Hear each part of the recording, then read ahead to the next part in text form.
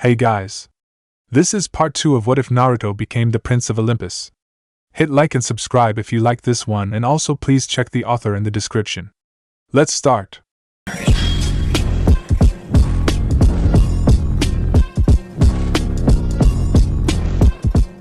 Chapter 9. 2 years later, she couldn't see their face.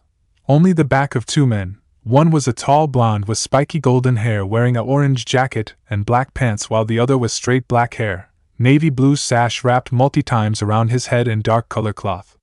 Miraculously, they both standing on top of two lightning rod of two skyscrapers as if they were standing on the ground, seemingly unfazed by the unimaginable hurricane around them. Sasuke? Yeah? Thanks for coming. I always know that I can trust my back to you. The blond man smiled before suddenly his entire body engulfed in flame, golden flame, as black marks appeared around his body. You dragged me into this, Naruto, want it or not.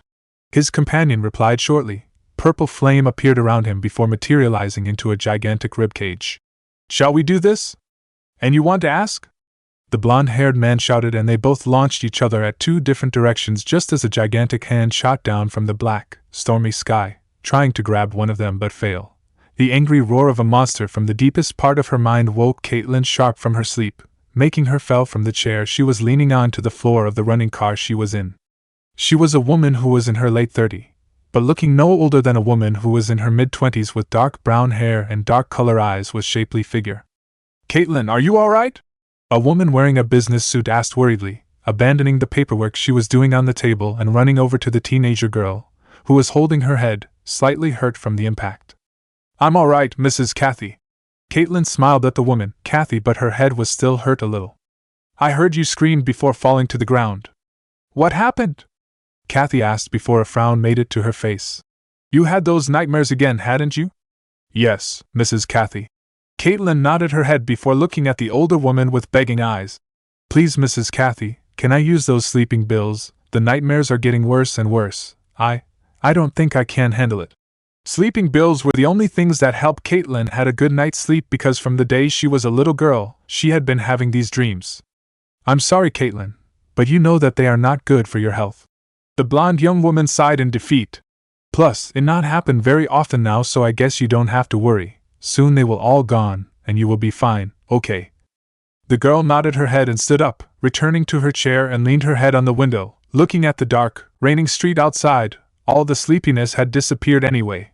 Beautiful, wealth, talent. Caitlyn Sharp got it all. She was the daughter of the leader of the Sharp Group, one of the current most powerful joint stock corporations in the world, who got their hands on almost any aspects in life, especially the economy of the United States of America.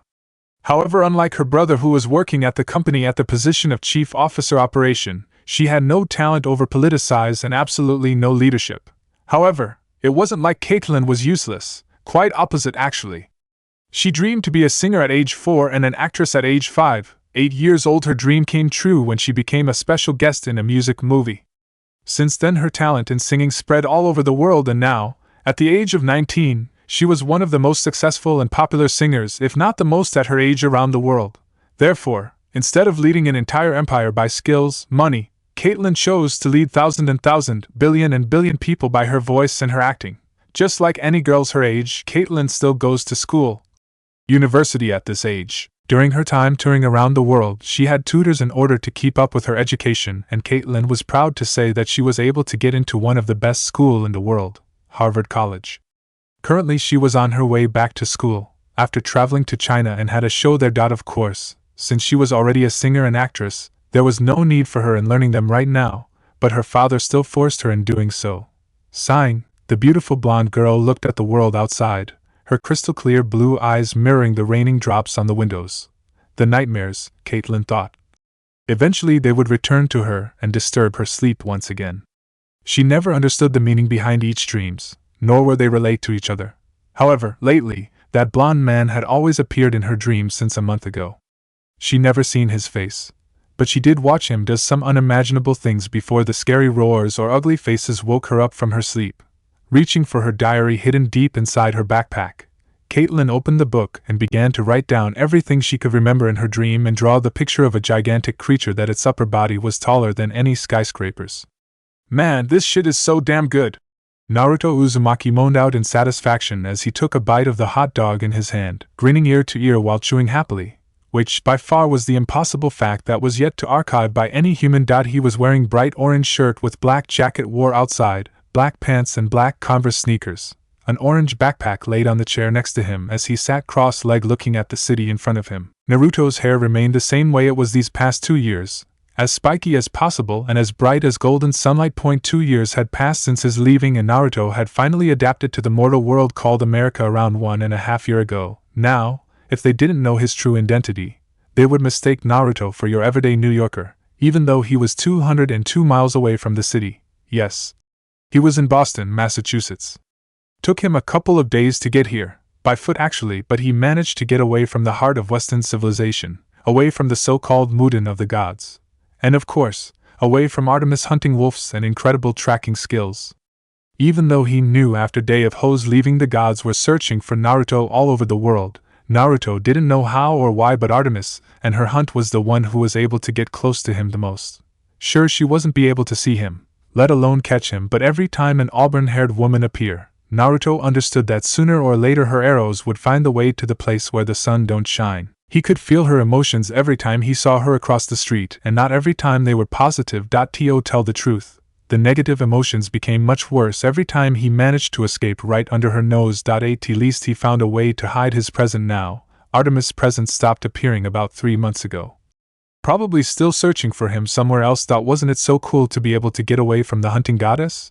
Standing up, Naruto pushed the last of the hot dog into his mouth and turned around, throwing the orange backpack onto his left shoulder. Naruto headed to the nearest bus station to head to the place where Iruka or any other teachers at Ninja Academy would never imagine he was able to get into, even though the education here was a bit different.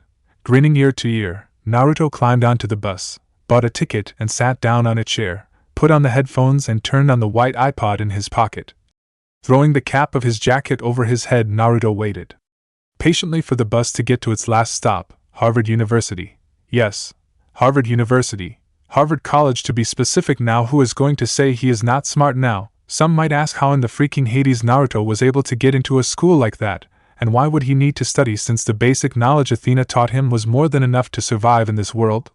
The problem lay right in the person who taught Naruto the basic information of this world, Athena. He couldn't care less about other gods and goddesses, especially the goddess of wisdom. Escaping from Artemis was one thing, but from Athena was another. She was smart, extremely smart. He already saw it from the first day they met, but he couldn't believe that there was someone who could outclass Shikamaru's late father in tactics. Athena almost caught him once, and if it not for some help, he would have to put on a fight to get away from her. Hell, she even came to elemental nations for the second times to search for him, knowing that it would be the first place he goes to. Because in Athena's eyes, he was rather dumb and stupid. The last place she would choose to search for him would be some of the most popular schools around the world. After a lot of hard works and lot of clones, he got admission and finally got Athena from his tail. It had been 2 years. Not a single day Naruto stopped wondering what was going on up there. Hestia visited him every time she got the chance, but she didn't tell him much about the situation on Olympus, but he was enjoying the life like this.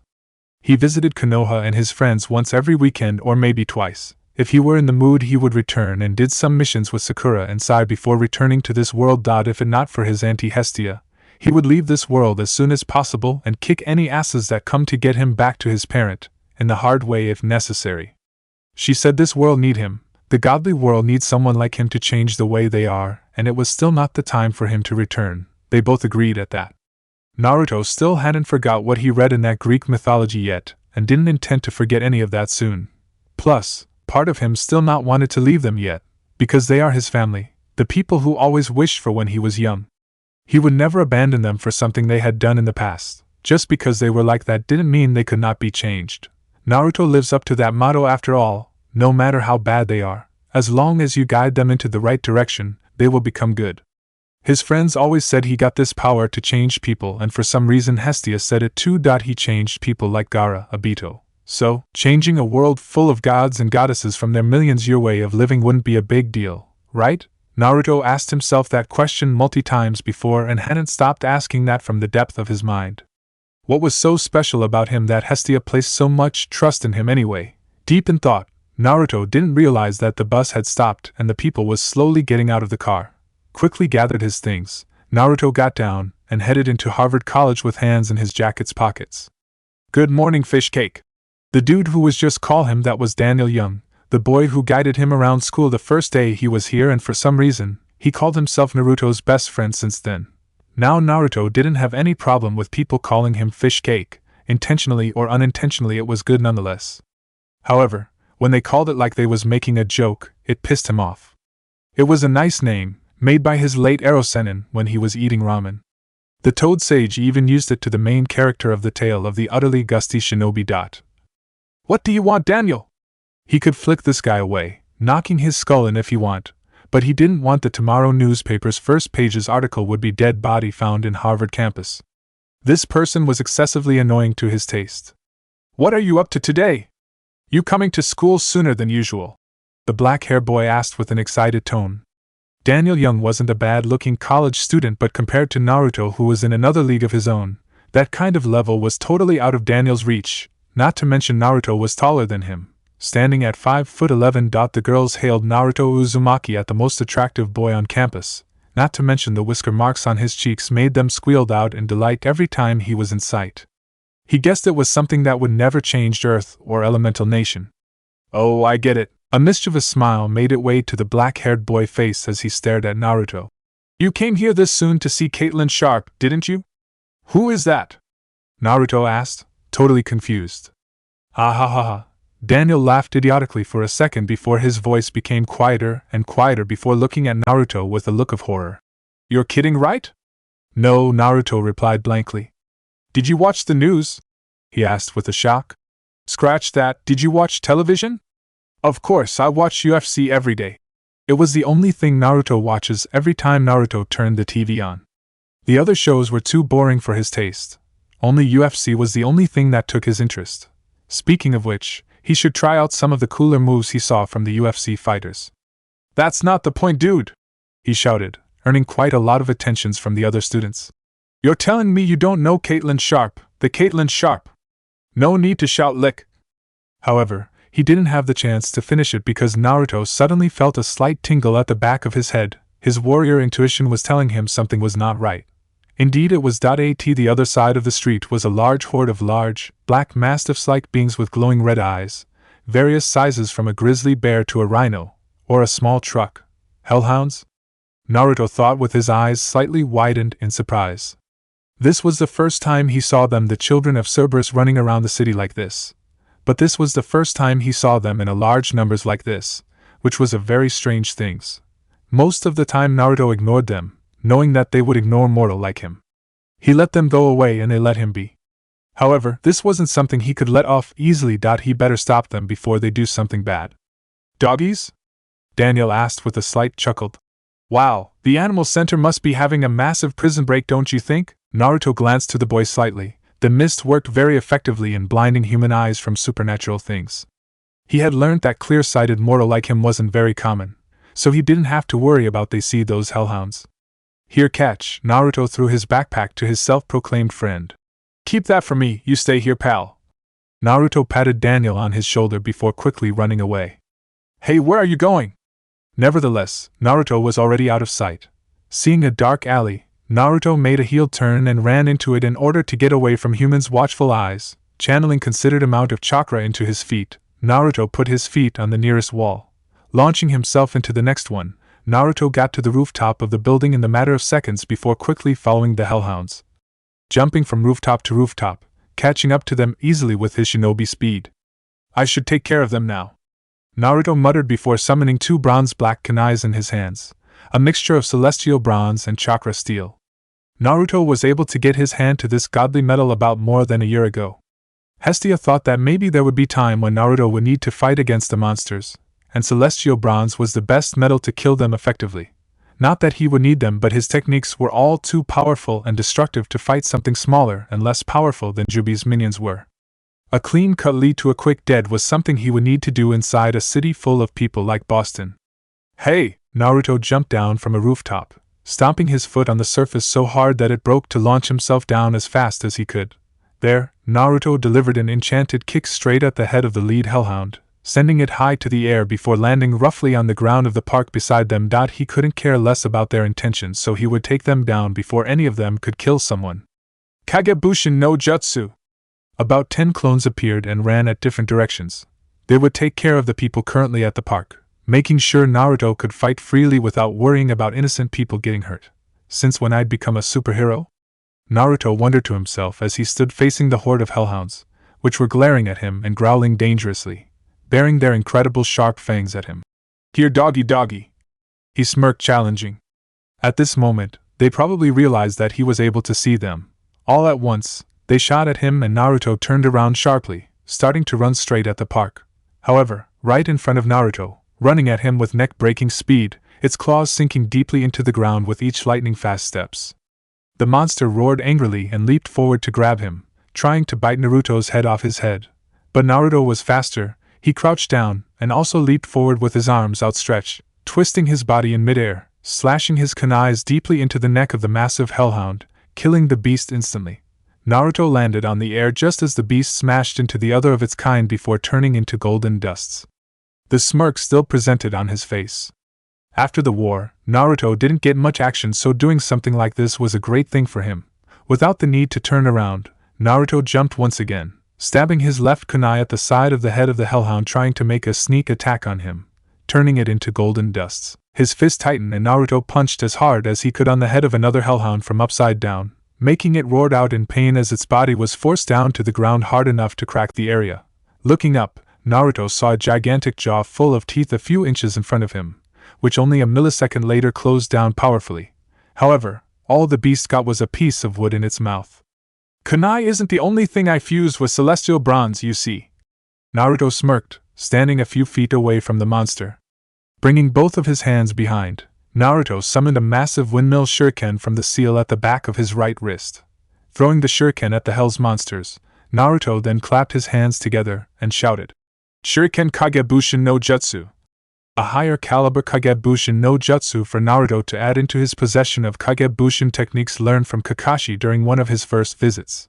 The attack was devastating. Thousands of windmill chakra head toward the horde of hellhounds, which got nothing to do other than stood watching the shuriken finished off their life, acting at the one-way ticket for them to Tartarus. The biggest one, being the fastest and strongest, survived the devastating attack. And it always have to be the big 1-inch. A golden Rasengan appeared in his palm this morning, and like just what he wanted it to be. A crowd was gathered in front of the school. Students, people with their cell phones out, camera mode on, and flash of light could be seen almost anywhere. Even reporters and journalists were present, with the gears full on their body. It's her! Here she comes!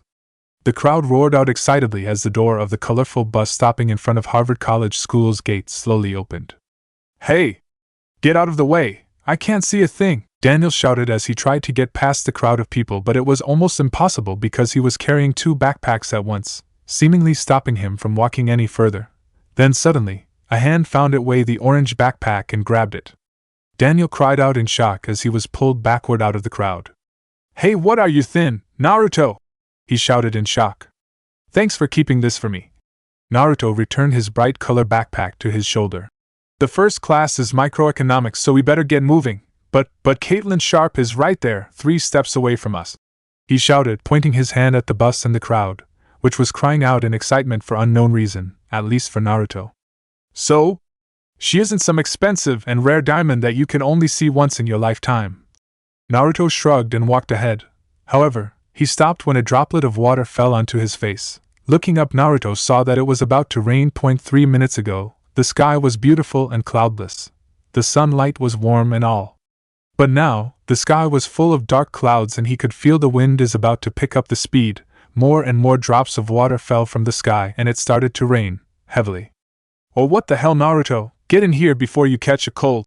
Daniel really doubted a man like Naruto could get a cold that easily, but he was standing in the middle of the rain and looking at the sky strangely, unfazed by the wind. Hellhounds running around the place. Weather changed drastically. If he didn't know any better, Naruto would think that this was pretty normal. Just what was happening up there? Just what are you reading, Naruto? Greek mythology. Naruto answered simply as they were both sitting at a table at Harvard's elegant dining hall, enjoying one of the most luxurious lunches any university around the world could offer. Greek mythology. The book he just borrowed from the library was in his right arm while a burger, which was the fifth one's, was in his left hand. Naruto didn't think that there would be the day he picked up this book again, and just by reading it made his stomach sick. Why can't they serve ramen anyway? Naruto asked, finished his burger and picked up the next one from the mountain of various kind of burger on the table at his right. Well, downgrade foods like that, GH. Naruto flicked the toothpick straight to the middle of Daniel's forehead, making it impaled into his head. The boy cried out in pain and quickly pulled the toothpick away from his head, looking at Naruto angrily. What the hell, man? Don't ever call ramen downgrade food, got that? He warned with a very dangerous tone. Geez, alright, you're a fan of it or something. He looked at the toothpick while using a handkerchief to hold his bleeding forehead. How can you flick this thing so hard anyway? Lot of practice flicking eraser piece at idiots like you, Naruto said blankly. His attention returned to the book, searching for every details that involve problem between gods that would cause changes to mortal world. He could ask Hestia directly, but something was telling him that she shouldn't leave Olympus at this timing. Anway, what are you, holy shit? What? Naruto asked, looking up from his book. She's here, look. Daniel gestured his head to the behind of Naruto excitedly, and this time, Naruto turned around to see it. Standing in front of the door of the dining hall was by far the most beautiful mortal girls he had ever seen around here, with straight yet stylish golden blonde hair, holding up by a blue headband on top of her head. Her sky was sky blue, the same color of his eyes. She was wearing the wine-color t-shirt of Harvard University, with the top strained against the size of her bust, dark-color jeans and brown sneakers. The young woman dressed simple, yet spoke volume of her feminine figure and physical charm. Well, she looks good. She was no doubt the same age as he was. Good? She's totally gorgeous, man, Daniel said in disbelief. We shared 3 classes together this morning, hadn't you realized? I slept mostly through those classes, sorry, Naruto said sheepishly. Ugh, you're impossible, Naruto chuckled. Now, let's me fill you in what you had missed this entire life. Open your eyes and listen carefully about the background and career story of that girl, Caitlyn Sharp. Wait before we start. We are having a trip to New York next week, aren't we? Naruto asked. Yeah, so? Perfect, Naruto smirked, closed the book up and put it back into his pocket. Now, say you want to say and shut up for the rest of the day. He looked at his self-proclaiming friend, unaware of the fact that the young woman Daniel was telling him about, with Naruto's back facing her, was looking at him with her eyes wide in shock. Chapter 10. Dude, she's staring at you, Daniel whispered to Naruto as they stood at the head of the line in front of the principal's office, lining up to get their student cards for the trip tomorrow to New York City. Or maybe me, but I really doubt that. His voice lowered. Naruto, while signing the paperwork the principal gave him, couldn't help but turn his head a little to verify his friend's observations, and indeed, just like what Daniel was saying, Caitlyn, who was standing at the end of the line of students, was looking at him with her head tilted to the side a little. Her eyes widened when she realized that he was looking at her. She quickly stood up and disappeared from his sight, returning to the line where everyone was looking at her excitedly. And, Naruto asked Daniel lazily, why don't you think that she was simply wondering what's taking the two of us so long, making the entire line waiting impatiently for their turn? He shrugged his shoulder, taking the student card from the principal and put the blue necklace around his neck, hanging the student card in front of his chest. Dude, she has been staring at you this whole time, all day, Daniel tried to reason. Of course, since you sleep through most classes you don't know that. You're mocking me, aren't you? Naruto asked, since usually it was the other way around. Maybe Daniel was spending too much time around him to the point he was greatly influenced by his personality. Not at all, buddy. The self-proclaiming best friend shook his head. What was with that girl anyway? Naruto wondered in his head. It wouldn't be a surprise if she was Aphrodite in disguise and came here to find him. It did happen once before, and if not for the fact that she always used that ridiculous strong perfume, he wouldn't have been able to recognize her. He had come to learn that the goddess of love could change her appearance as will. Normally it would be the person's ideal of beauty, but indeed she could change into any appearance she wanted to. However, that girl wasn't using that kind of cosmetic product. With his sense of smell, Naruto could see that she does use perfumes, but different in both quantity and quality from the ones the goddess of love used, and he was grateful for that. She could be a demigod, Aphrodite's daughter to be more specific. With that kind of beauty, clearly she could be the child of the beautiful goddess. Naruto knew about the way of the gods, especially their affairs with mortals, and he doubted their 1,000 years of living would change the way they were, even now. Naruto, are you gay? Say what? Naruto nearly cried out in shock. That was the last question he would expect from anyone. They were standing in the quiet library of Harvard University, one of the most quiet places in the world, so his voice turned a lot of attention from the students and a rather pissed-off glare from the librarians. SHHH. They all did at once. Hee, sorry.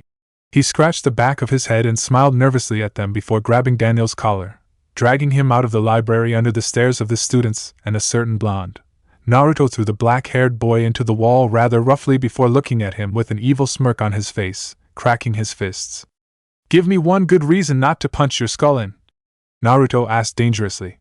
Relax, bro, relax. Daniel was on the ground, looking at Naruto nervously. It's just that, a hottie got a thing for you and yet you still give me lot of ridiculous excuses. Naruto raised an eyebrow at that. Either you're gay or you're not interested in someone as hot as her, which mean you're gay. Naruto nearly face-palmed at his friend's logic. Can't you see those boobs, that ass, and that pretty face? Not to mention her background and her worldwide popularity. Men will kill to have her, and yet you still react like she is just your next-door neighbor. Sigh, you're impossible. Naruto offered his hand to Daniel. She is Caitlyn Sharp, not Aphrodite. Aphrodite, the goddess of love and beauty from Greek mythology, right? Naruto widened his eyes slightly when he heard that melodic, very feminine voice behind him. He saw Daniel's eyes almost pop out and his mouth drop to the ground in shock, gaping like a fish. She's right behind me, isn't she? Naruto asked himself. Naruto slowly turned around and saw the young woman in question was standing behind him holding the belt of her blue bag worn across her upper body. She was looking at him with a curious expression on her face, and something more that he couldn't read. Hey, Naruto greeted cheerily before he became lost of words. Hi. Muwahaha, since when did you start getting lost for words in front of a female? Kurama roared in laughter. This boy survived the feisty goddess of the hunt. He was completely immune to the lust goddess charms. He outran a wisdom goddess by getting into the place she would never think he would be able to get to, the best university in the world, and yet he was lost of words in front of this mortal young woman. Oh wait, it did happen before. It was at the night before his leaving with Hinata. Shut up, Kurama. She just randomly appeared behind me like that. What am I supposed to say? He asked the fox, with a glare before returning to the living world. Is everything alright? She asked, looking at him and from Daniel, who was still on the ground. I heard my name mentioned in your conversation. Everything is perfectly fine. Naruto nodded his head before being shoved out of the way by a very excited Daniel. Miss Sharp, can I have your signature? He asked, reaching his hand into his bag. However, before he could pull out anything, a very muscular black man wearing a black suit, standing at the height of nearly 6'8", stepped up and pushed him back roughly, separating him from the girl before taking a very protective stance in front of her. Oh, what the? Daniel was once again on the ground, holding the notebook he was about to give to Caitlyn to get her signature. The boy looked at the big black man from head to toe with his eyes wide. Is everything alright, Miss Caitlyn? He asked with a gruff tone. It's alright, John. Caitlyn smiled to him and patted his arm. He's just a fan, am I right? She turned to Daniel and saw his blonde friend already standing in front of him, offering his hand to the boy. You're making yourself look like a total fool, you know, Naruto asked, pulling Daniel to his feet. Even though Daniel was a little annoying sometime, but he was fun to hang around and not to mention good at almost anything, even idiotic things. Nah, don't worry, bro. He then turned to Caitlyn. Miss Sharp. He gave the notebook to her. Please give me your signature. Okay then, what's your name, by the way? She asked, taking the object from him and began to sign her own name. I'm Daniel Young. Daniel then snaked his arm around Naruto's shoulder and said, This is my best friend, Fishcake Uzumaki.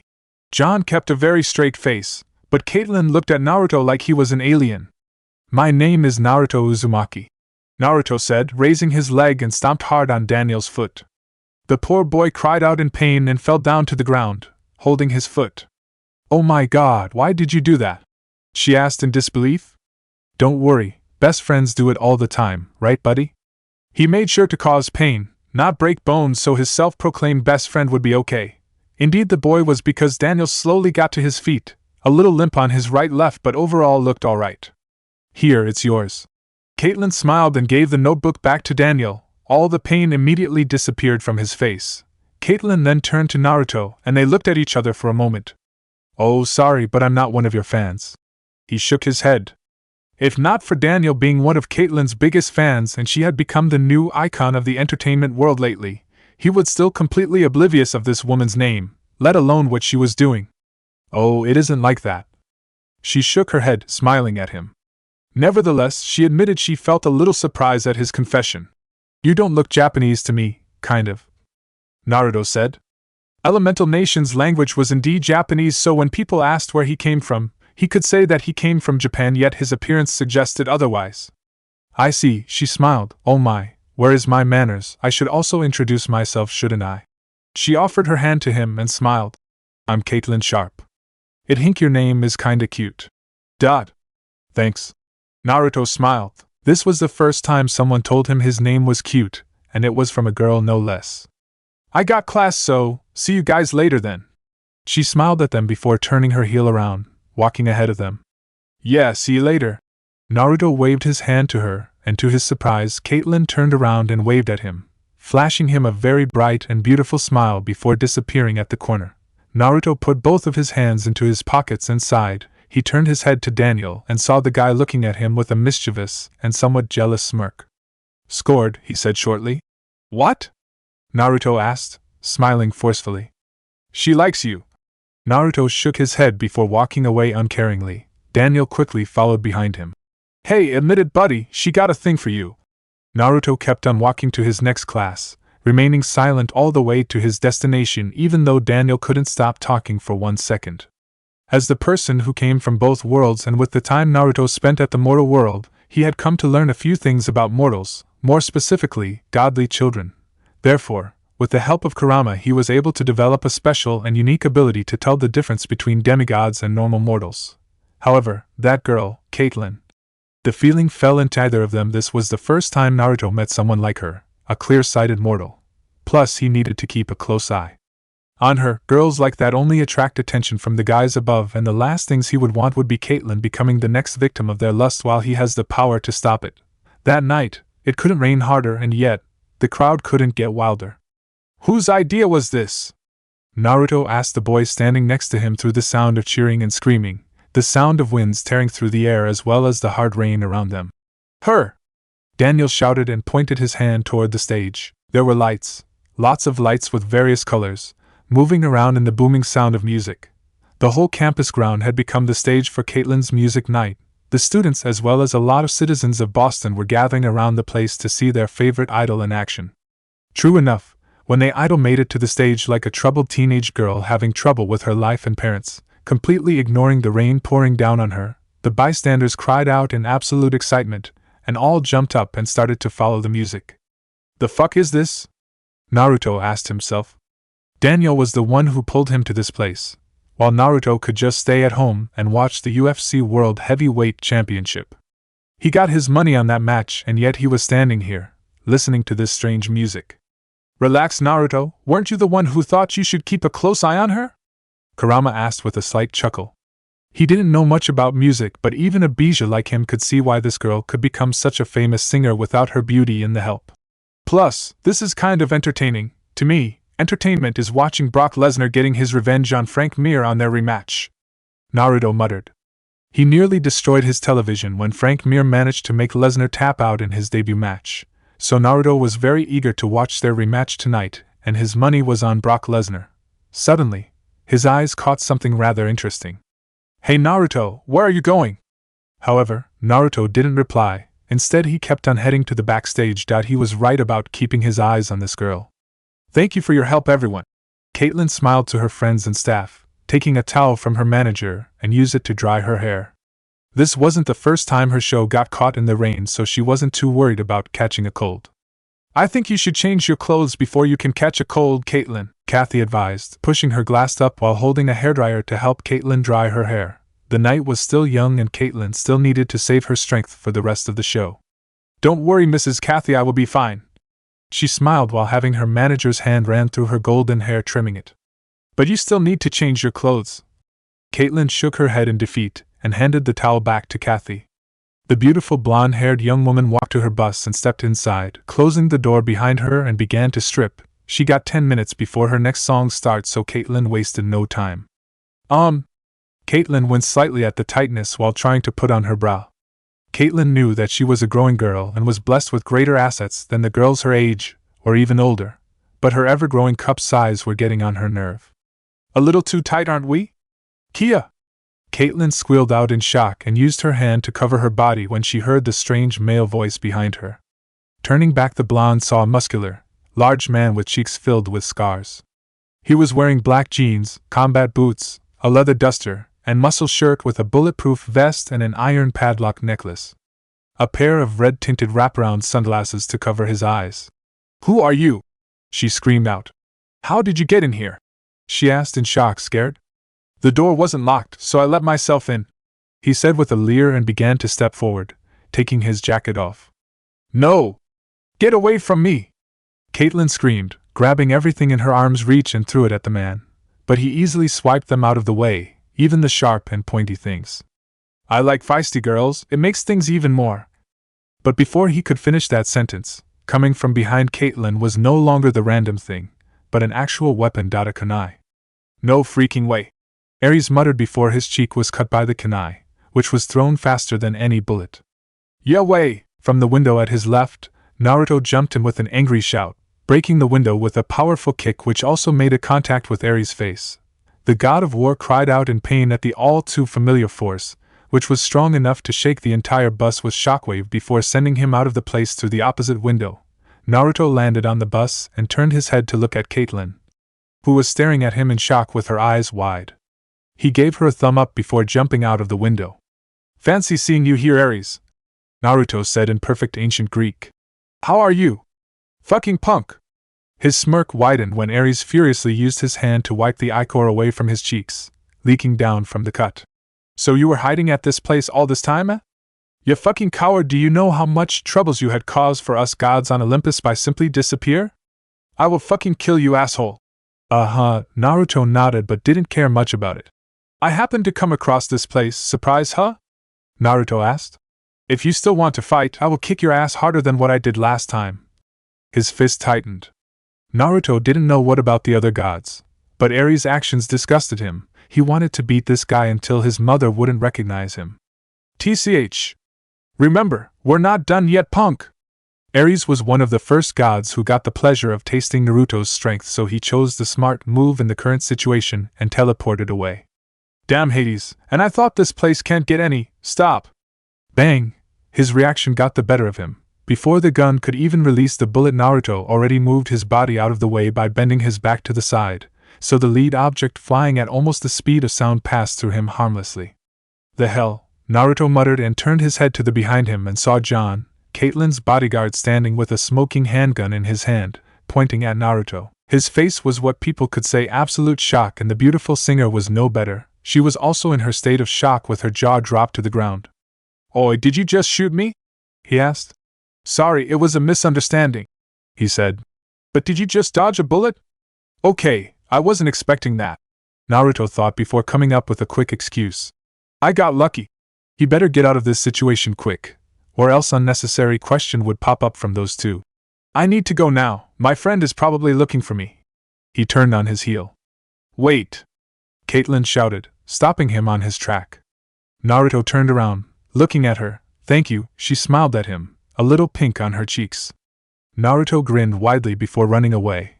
Chapter 11. Olympus. Inside her palace, Aphrodite looked at herself in the mirror, and she saw nothing but herself. Not like that, of course. Unknown to most, even the goddess of beauty herself was affected by her own power. Aphrodite looked at herself in the mirror. A few moments ago she had dark hair and dark brown eyes. Now her hair had become bright blonde with sky blue eyes. Her features became much toner and her face became much more beautiful, almost to the impossible level. This was her true appearance. Yes, Aphrodite's ideal of beauty was herself.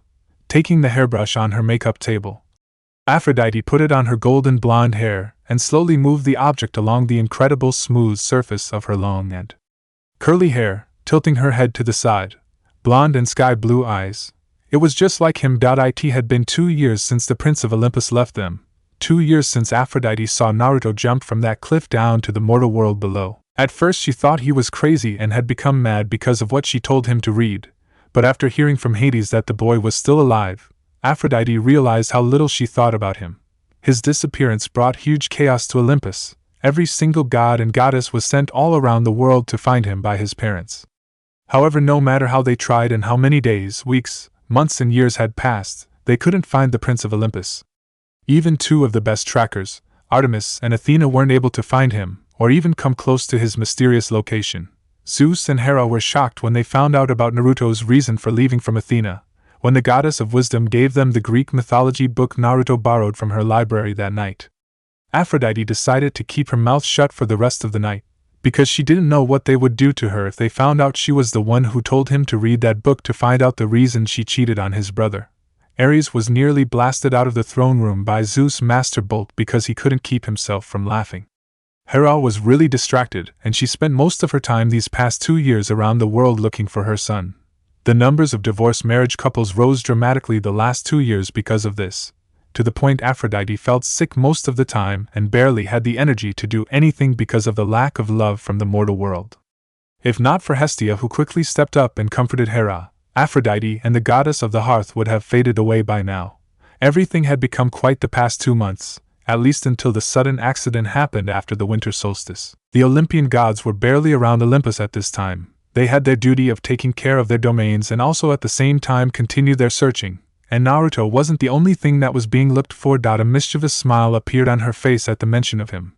Naruto wasn't only incredibly attractive, and she was talking about a 17-year-old teenager boy, but he was also incredibly powerful, showing enough skills alone to fight on par with the god of war, and enough power to fight on par with an individual whose power rivaled the primordial beings. He was also very caring, warm, and even though they only just spent a little more than a few minutes together, he was kind of fun to hang around, to say the least. But the thing about him that aroused her the most was the enormous amount of love within his body. She was the goddess of love. She could feel the love within a person's heart. She couldn't explain it in word, but she could feel the love in a more physical way, and she could tell the size of these loves within different people, which represent the feeling they would have for their partner when one appear. The bigger it is, the more feeling they will hold for their partner, the more they will love, the more they will stay loyal to their partner. This love could increase or reduce in size depending on the situation, but normally, it would stay the way it was. The girl Naruto falls in love with, no doubt, would be the luckiest girl in the world, because in all her immortal life of being the goddess of love, she had never felt such a powerful and enormous amount of love from someone like him before. He completely surpassed every loyal married couple in history, even his mother, who was the goddess of marriage and faithfully loyal to her cheating husband. The luckiest girl in the world, Aphrodite, the luckiest goddess. She couldn't help but giggle at the sound of that. It did have a nice ring with her name. Aphrodite was snapped out from her thought when a blinding flash of red light appeared in the middle of her palace. Her expression didn't change in the slightest when her lover, the god of war, appeared. However, the second after that, her eyes widened in shock when he pulled out his sword and slashed violently around the place, kicking and punching, destroying everything that was in his sight. "Hey!" Aphrodite shouted, standing up. "What are you doing to my palace?" she asked angrily. "That fucking punk!"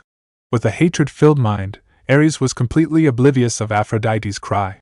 "Someday, I will fucking kill you!" He roared and kicked over Aphrodite's wardrobe, making it fall down to the ground. The goddess of love's eyes widened in shock at what he just said. The only time she had seen the god of war this angry was when he was beaten and humiliated by Naruto, so it didn't take long for her to put two and two together. "What?"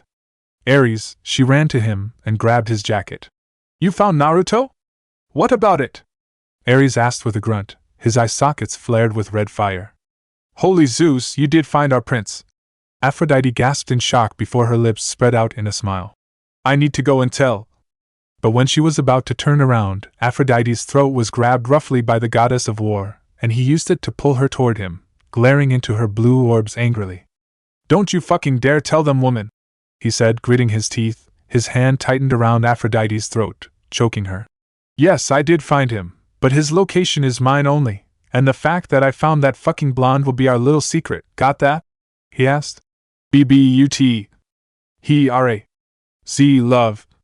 Aphrodite tried to form some words, but she wasn't able to no matter how hard she tried. Aries was too strong, his strength was far greater than hers.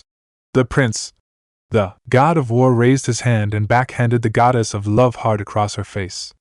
Aphrodite fell down to the ground hard, with golden ichor running down the corner of her lips, tears falling down from her eyes as she held her bruised cheek. "Don't you fucking dare call him the Prince of Olympus!" Aries roared, his body flared with power, covering the entire area in red light. "That title belonged to me. I'm the rightful Prince of Olympus, not your crippled husband, and especially not that fucking mortal." He ignored her cry. "If you spill a word to them, Aphrodite, I will make sure every single one of your children will be seriously hurt, both mentally and physically. My sons, after all, love to have fun with pretty girls." And he walked out of the palace, grunting mostly to himself. Aphrodite just sat there and sobbed, her hand holding her cheek with ichor dripping down to the ground from her lips. Tears couldn't stop dropping from her eyes. Listening to the music while doing his everyday morning exercise was something Naruto greatly enjoyed. The iPod must be one of the best inventions that he came across in this world. He could store thousands or even millions of songs within such a small place and listen to the beats anytime he wants, and anywhere he wants.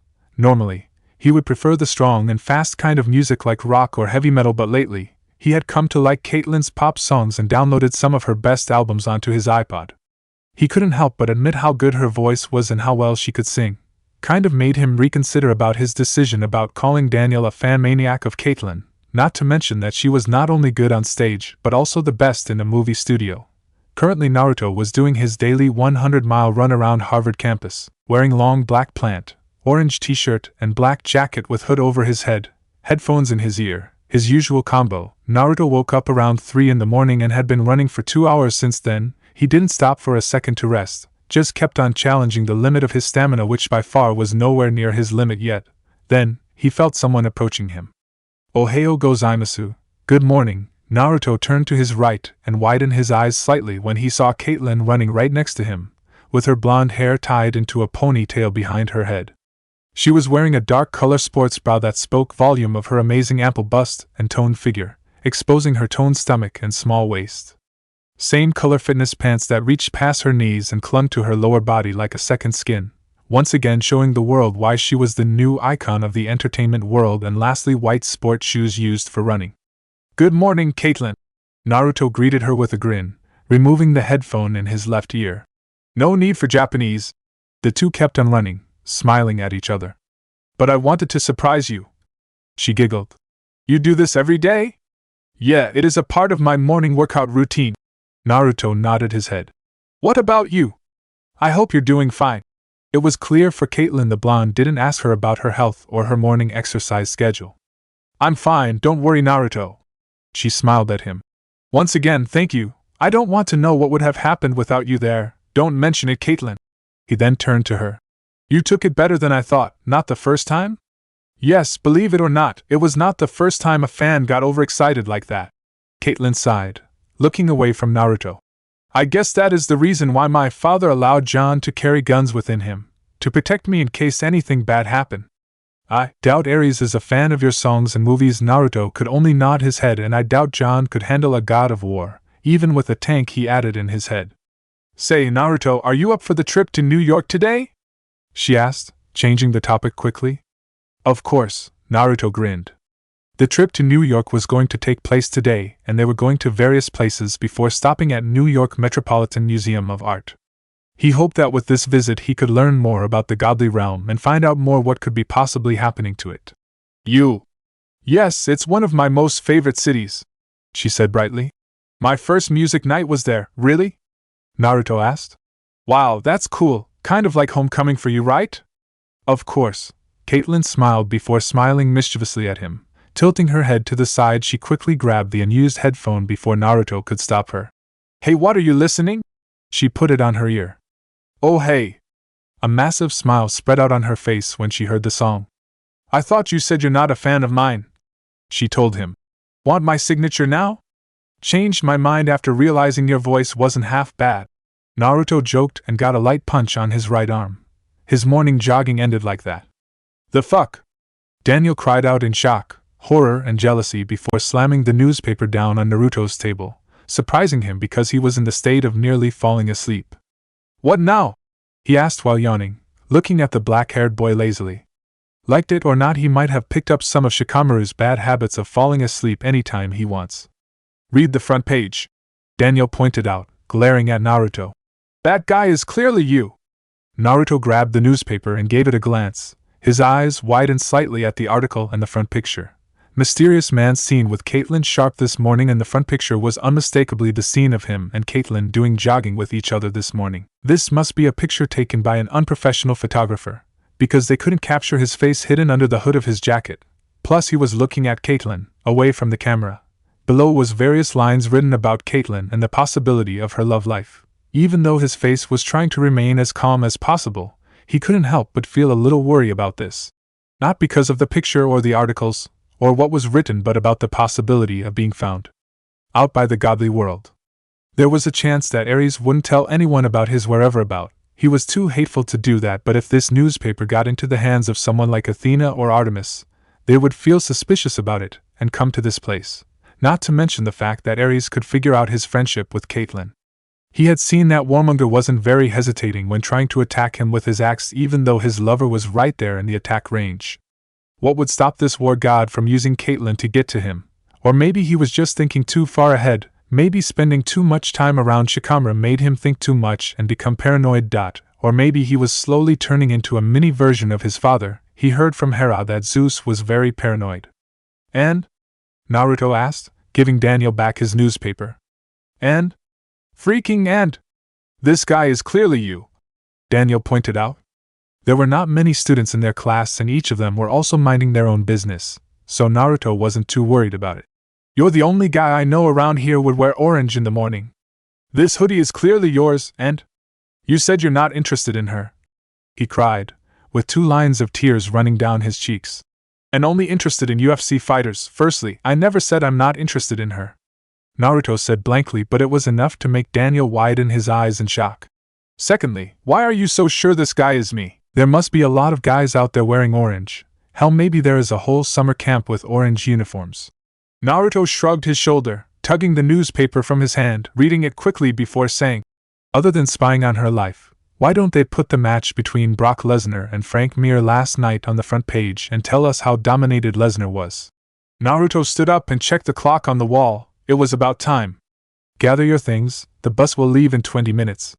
Naruto threw his bag on his shoulder and walked to the door. Hey, we're not done yet, Naruto, Daniel shouted, quickly gathering his belongings. Fishcake, wait. Unfortunately for Daniel, and oh so lucky for Naruto, he was sorted to bus 99, while his self-proclaimed friend was sorted into bus 94, which meant Naruto could relax, have his own space, and be freed from Daniel's annoying stories for about 5 hours of traveling. Naruto chose a seat at the middle of the bus, beside the window, so he could look at the world outside. While there were some differences between Earth and elemental nations, Naruto couldn't help but see so many similar things between the two worlds. Pulling out his iPod, Naruto put the headphones in his ears and chose the songs. Going through various kinds of music, he stopped at the folder where he stored all of Caitlyn's songs. When he was going through the list, chose the song he hadn't heard yet. He heard a voice. You should give Love Story a chance. It was my best last year. Naruto turned his head to the side and saw Caitlyn standing there smiling at him, her hands put on the chair to support her body. Hey! She greeted him softly, with her head tilting to the side. Hey, Naruto grinned. You are bus 99 too? He asked, looking at the student card lying on her generous bust. Yes, cool, huh? She held it in her hand and smiled at him. Mind if I sit here? She motioned her head to the seat next to him. Sure, go ahead. Naruto nodded. Caitlyn put her bag into the cargo hold cabin above them and sat down beside Naruto. Raising her hand to adjust the air conditioner above them, she asked, Where is your friend? You mean Daniel? He is in a different bus, saving me some headache anyway. Naruto nodded his head while Caitlyn giggled. Where is your bodyguard? I thought someone like you will have him around 24/7. John will follow behind us in his car. Caitlyn smiled and raised her head when the bus roared to life. Oh, here we go. They didn't talk much the first hour of the journey, mainly because Naruto was watching the recording of the match between Brock Lesnar and Frank Mir he missed last night, while Caitlyn was reading a guidebook about New York. Many students who happened to travel on the same bus as them came and asked the blonde for her signature, asking Caitlyn about her plan for her next movies and songs, or just to take a picture and selfie with their idol. Most male students came and looked at Naruto in jealousy, which he ignored. Some of them even asked Caitlyn to come and sit with them, but she politely refused. Damn! Naruto grinned and put his phone back into his pocket. The fight was awesome, and it was too bad that he couldn't have watched it live last night. You like UFC a lot, don't you? Caitlyn asked. Well, yeah, the only thing I find entertaining. Naruto nodded his head with a smile. What about my music? Well, you can say that it was added to my list. Caitlyn giggled. My brother likes it too, Caitlyn said. To meet up with his partners in business actually, you know, the higher class people. Yeah, I know. Naruto nodded his head. You have a brother? What is he like? He's really nice and a very hard worker. He is the CEO from my father's company. Naruto wolf whistled while Caitlyn was wondering where Naruto was coming from. Clearly everyone knew about the Sharps. Everyone but the blonde in front of her. Unlike him, I don't have this leader's attitude and a mind for business, so I can't be a part of this bigger picture, like my father said, and so I decided to create a bigger picture of myself, become Caitlyn Sharp, not the daughter of Sharp. She looked at him and said with a small smile, I stepped into the world of entertainment when I was 8 years old. With my performance on stages and in movies around the world, I fulfilled my own dream faster than I thought. I finally stepped out of my family's shadow. She smiled. What about you, Mr. Japanese but not Japanese? I lived on my own since the day I was born. Caitlyn gasped and was about to say something, but Naruto quickly added, Not like that. There was an accident and my parents thought I was dead, so they returned to their home and didn't know that they left me there on my own. Naruto said, I grew up with the dream of becoming the leader of the village I lived in. It was really hard at first, but slowly I think that the villagers finally recognized me and accepted my existence among them. Then 2 years ago, my parents found out I was still alive and brought me to their homeland. Naruto continued, but then I suddenly realized that they weren't the people I thought they were, doing a lot of bad things in the past that I can't accept.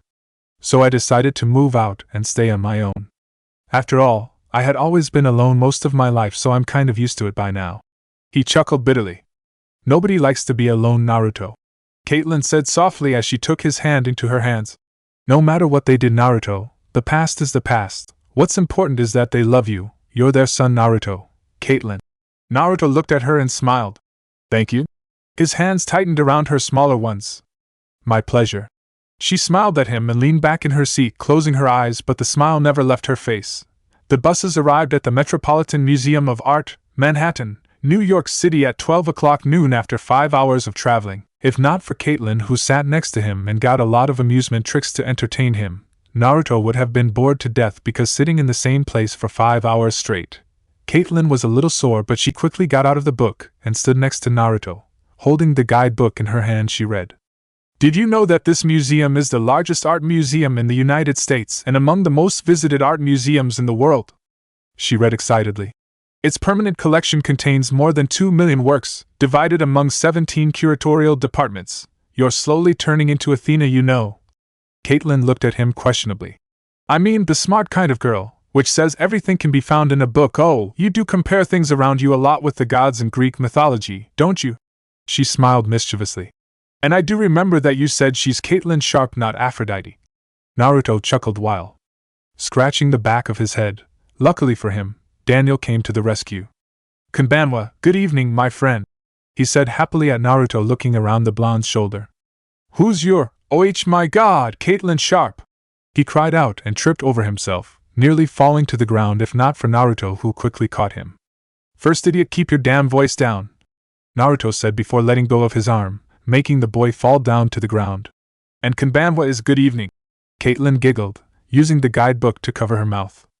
Let's go, guys, the others are already coming in, the singer/actress said, motioning her hand for the boys to follow her, which the black one did faster than Naruto could even blink.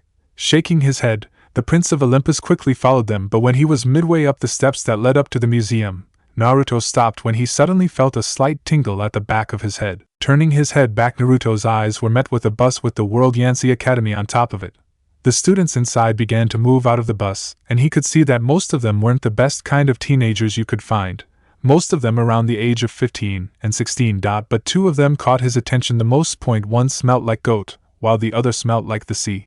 And there was one explanation for this. One was Saturn and the other was a demigod. Chapter 12.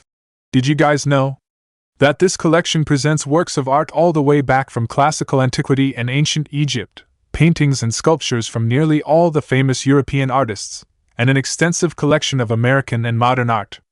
The museum also has many relics of African, Asian, Persian, Byzantine, and Middle Eastern art. The museum is also home to large collections of various instruments, costumes and accessories, antique weapons and armor from around the world. Several notable interiors, ranging from first-century Rome through modern American design, are permanently installed in the Met's galleries. Naruto groaned and inwardly cursed. He didn't spend much time around Athena to truly understand her. However, if he didn't know any better, he would say Caitlyn was one of her demigod children. However, Athena was a virgin goddess. He doubted she had any offspring because of her oath. Cool, Daniel nodded with a dazed smile, walking next to them into the museum. The three of them were at the back of the long line of Harvard students. Not cool at all. He snatched the book from Caitlyn's hands, much to her surprise. Caitlyn, where is the fun of the tour if you keep on reading about it in a guidebook? Well, this is my first time came to this museum, so... She laughed nervously. Naruto chuckled before putting the book into the bag she was carrying, zipping it up and smiling at Caitlyn. Don't take it out, you got me and this guy here. He motioned his head to Daniel, who then nodded rapidly. To help you. I might look of Asian descent, but I once lived here, so don't worry about getting lost. Okay then. Caitlyn nodded her head slowly. I'll trust you. Okay, let's go, we're falling behind. Since the Harvard students were old enough to take care of themselves, they soon separated into smaller groups and went on their own tour around the museum. They could do whatever they want all day as long as they returned to the bus stop at the end of the day with enough information for an assessment test. Naruto, Caitlyn and Daniel gathered into a group of 3 and headed to the Greco-Roman section. Since Greek mythology already piqued their interests, all because Naruto read too much on the subject around. Daniel and Caitlyn walked along with the mysterious blonde, silently observing him. Here we go. Naruto and his little group entered the section. Right in front of them were 3 statues, standing at the height of roughly 12 feet. The middle statue was that of a beautiful woman with long, curly hair. A long robe was carved into the statue, while pieces of Greek battle armor and an imperial gold helmet stuck to her head, which was decorated with pictures of griffin and owls. Holding a spear in her hand and a shield on the other, the woman looked like a symbol of the war maidens. The statue on the left represented yet another young woman, only this one was carved with a cloak hiding her modesty. Her hands were put together in front of her with her palms facing upward, holding a small flame made out of gold. Though her features were hard to make out, Naruto could see a small smile on the statue's face and was very thankful of the artist for keeping the woman's very own characteristic on her statue. The last statue was that of a young woman, looking in her teenage years, wearing a long tunic and wielding bow and arrows on her back, her hand resting on top of the head of a deer standing next to her. Athena, Hestia and Artemis. Naruto spoke up, nodding his head. The 3 virgin goddesses of Olympus, Artemis? You mean the man-hating goddess? Daniel asked, pointing his hand to Artemis' statue. What's with the deer? The golden deer, Saranian hind, Naruto said as the 3 walked to stand in front of the huntress. Her sacred animal. She's always one of my favorite goddess when it comes to myth. Caitlyn spoke up, smiling at the immortal huntress's statue. Not that I have problem with boys, but I always wonder what it would feel like to be free all the time, like her. Well, you should consider joining her hunt. Naruto smiled, patting her shoulder. I'm sure the rank of huntress is still available. Come on, dude, you're talking like she's real. This one is Athena. Naruto moved on while ignoring his annoying friend.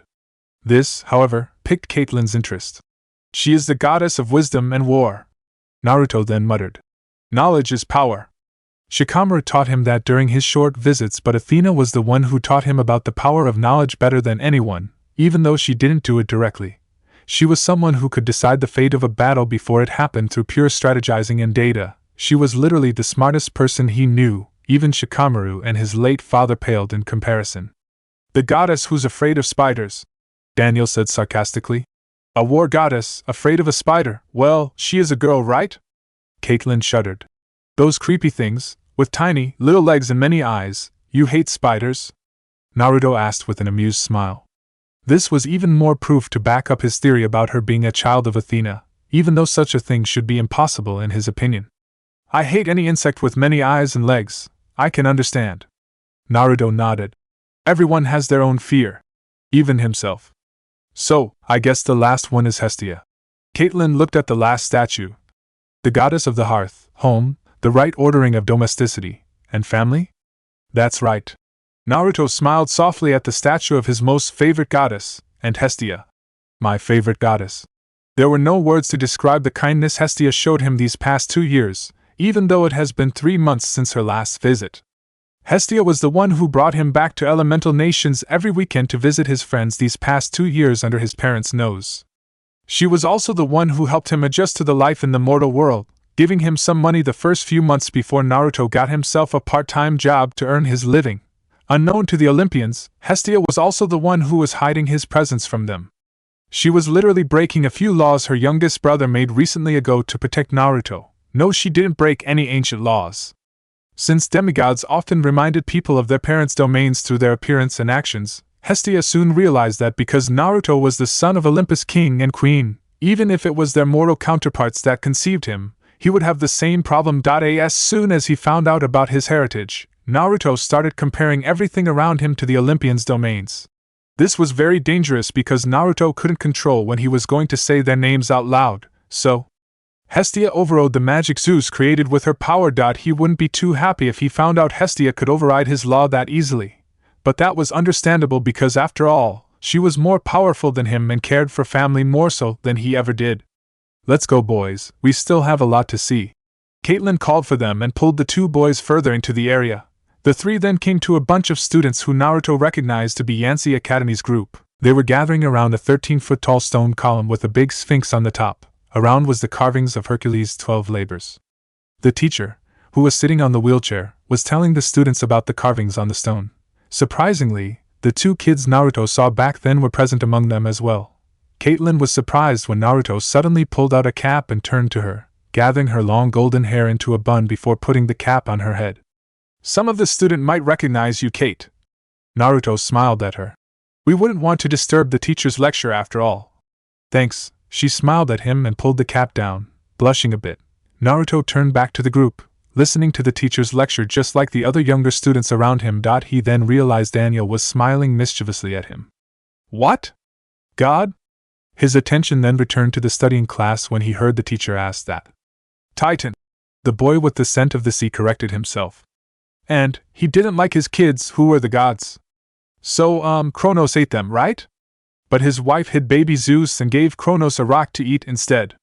And later, when Zeus grew up, he tricked his dad, Kronos, into barfing up his brothers and sisters. The boy continued with his answer. Ew, said one of the girls. Bro, now that is disgusting. Daniel grimaced. Awful, how can he eat his own children? Caitlyn winced at the thought. Paranoia, was the Naruto's one-word answer said. Apparently, that was something hereditary. Hopefully he wouldn't become like his father and his evil grandfather. And so there was this big fight between the gods and the titans. The black-haired, green-eyed boy continued. And the gods won. He just summarized a godly battle. Naruto started. In a couple of sentences. Nice, he chuckled. Like we're going to use this in real life. As if it's going to say on our job applications, please explain why Kronos ate his kids. A girl with red hair among the group of students whispered to her friend. She does have a point, dude. Daniel thrust his elbow into Naruto's ribs slowly. He always wondered why his golden-haired friend only read Greek mythology instead of something else, like thriller novels. And why, Mr. Jackson? The teacher asked. To paraphrase Miss Bobofit's excellent question, does this matter in real life? Busted. The boy who smelt like a goat muttered. Shut up. Bobofit hissed, her face a brighter shade than her hair. Naruto watched Jackson's actions very carefully. To him this boy was clearly a demigod, but he did not seem to know about his true origins. Hestia didn't tell him much about demigods and their relationship with their godly parent, but she always had this sad face whenever they talked about it. I don't know, sir. That was the answer he was expecting. I see. The teacher looked disappointed. Well, half credit, Mr. Jackson. Zeus did indeed feed Kronos a mixture of mustard and wine, which made him disgorge his other 5 children, who, of course being immortal gods, had been living and growing up completely undigested in the Titan's stomach. The gods defeated their father, sliced him to pieces with his own scythe and scattered his remains in Tartarus, the darkest part of the underworld. On another happier note, it's time for lunch. Mrs. Dodds, would you lead us back outside? Speaking of which, anyone hungry? Daniel asked, checking the clock. Yeah, let's go. Naruto nodded, and with that, the three went to the cafeteria. Caitlyn, if you're friend with fish cake here, you will have to get used to this, Daniel told the gasping idol, who was freezing with her eyes as wide as dinner plates and jaw dropped to the ground in shock. Because sitting right in front of her, Naruto was enjoying his own lunch in a way that could only be described as extremely disgusting by the girl. Not only was he eating his 15th burger, but he also eating it very fast as well, like he hadn't eaten anything for days, maybe weeks. At his left were multiple wrappings of finished burgers, while at the right was a mountain of burgers he bought from the cafeteria a few minutes ago. Where do they all go? She asked, looking at Naruto. You should eat something. Naruto looked at Caitlyn's lunch. It was only a triangle piece of sandwich and vegetables, with a bottle of milk at the side. You will die if you eat like that, and I will live healthily if I eat like you. Caitlyn rolled her eyes. Sorry, I would like to keep my figure. What's with girls and keeping a figure? Daniel asked. He was eating his own burger and sipping on a cup of soda. So far, the guy had become more comfortable with the fact that he was sitting next to and enjoying lunch with Caitlyn Sharp. Duh, it is a girl's thing. Caitlyn smiled at him. We like it when guys notice us and see how attractive we are, especially at this age. Lame, Naruto spoke up. He only loves Ronda Rousey, the kind of woman who can hit hard and fight harder. Daniel shrugged his shoulder before quickly lowering his head to dodge an incoming paper bag balled together and thrown at him by Naruto. Caitlyn couldn't help but giggle at that. I actually prefer ramen over this thing, but the cafeteria doesn't sell them, so I guess this will work for now, Naruto said as he got to his 18th burgers. And you said you weren't Japanese? Ha ha, he laughed sarcastically.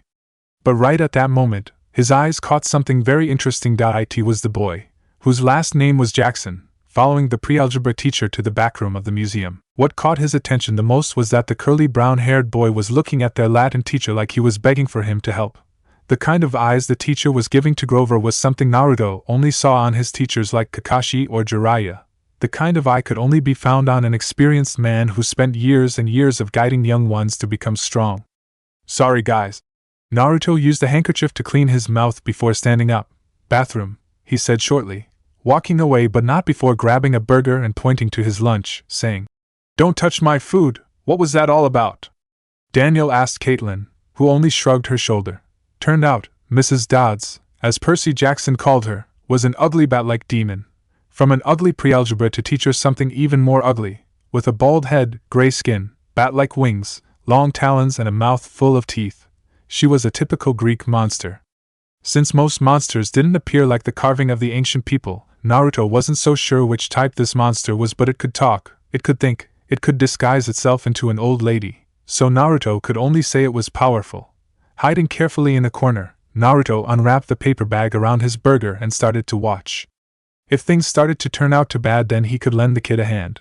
The next moment Naruto turned his eyes to the doorway and saw Mr. Brunner, the Latin teacher of the Yancey group, wheeling his wheelchair and with a pen in his hand. What? Oh! Percy!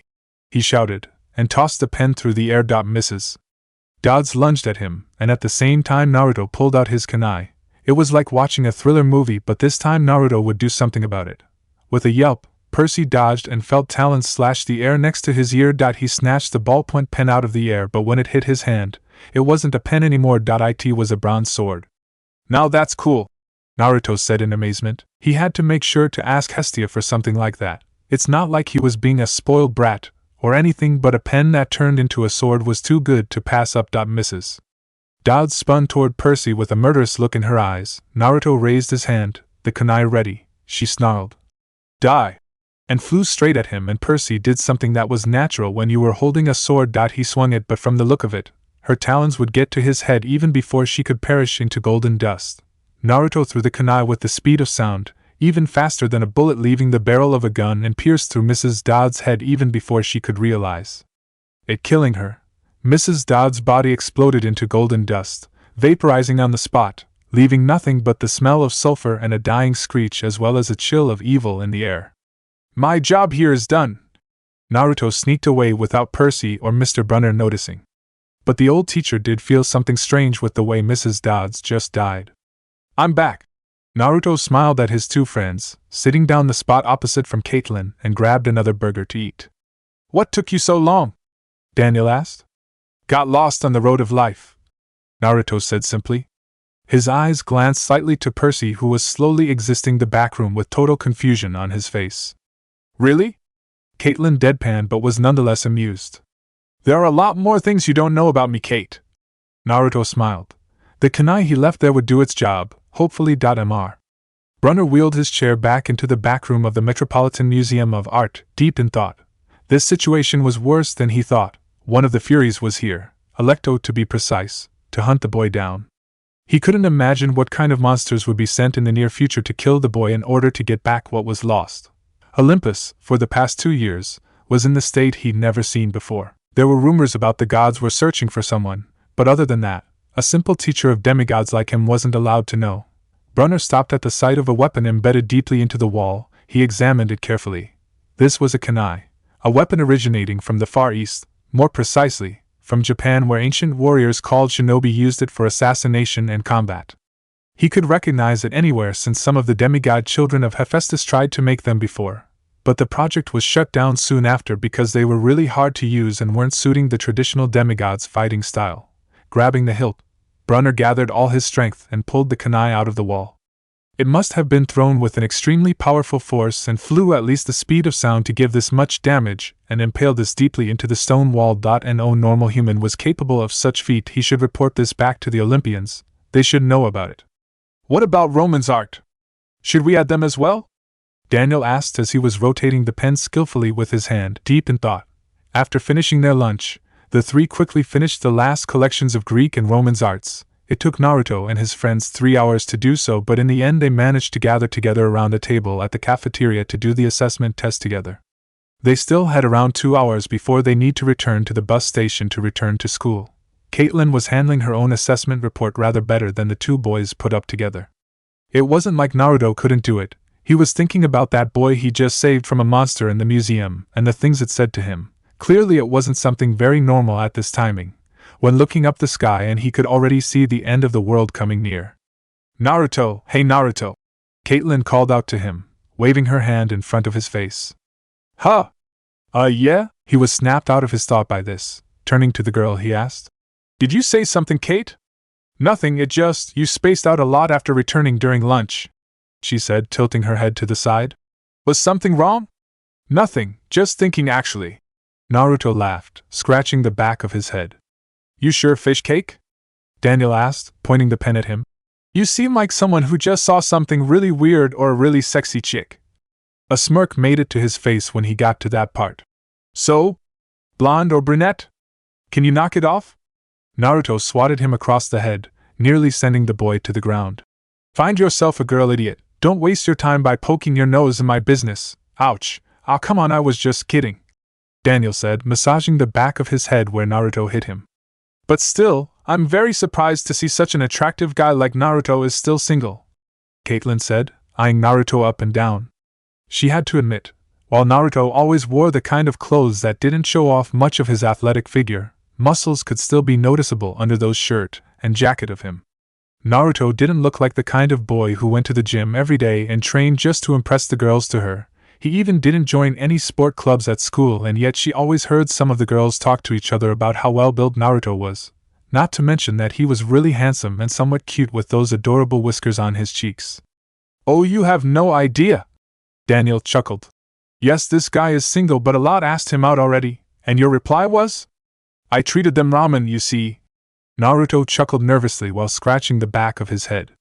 Even at home, girls asked him out a lot, but Naruto just couldn't think about forming a serious relationship with any of them at the moment, so he treated them with a bowl of ramen at Ichiraku. He didn't accept or refuse, so you can say that a lot of girls are still putting hope in this. Who could have, though our boy is so popular? Caitlyn giggled. Guess I will have to work harder then, in order to give myself a chance. She leaned in closer to Naruto, much to his confusion and Daniel's shock, her ample bust pressed against his arms slightly. What are you doing? He asked, backing away a little.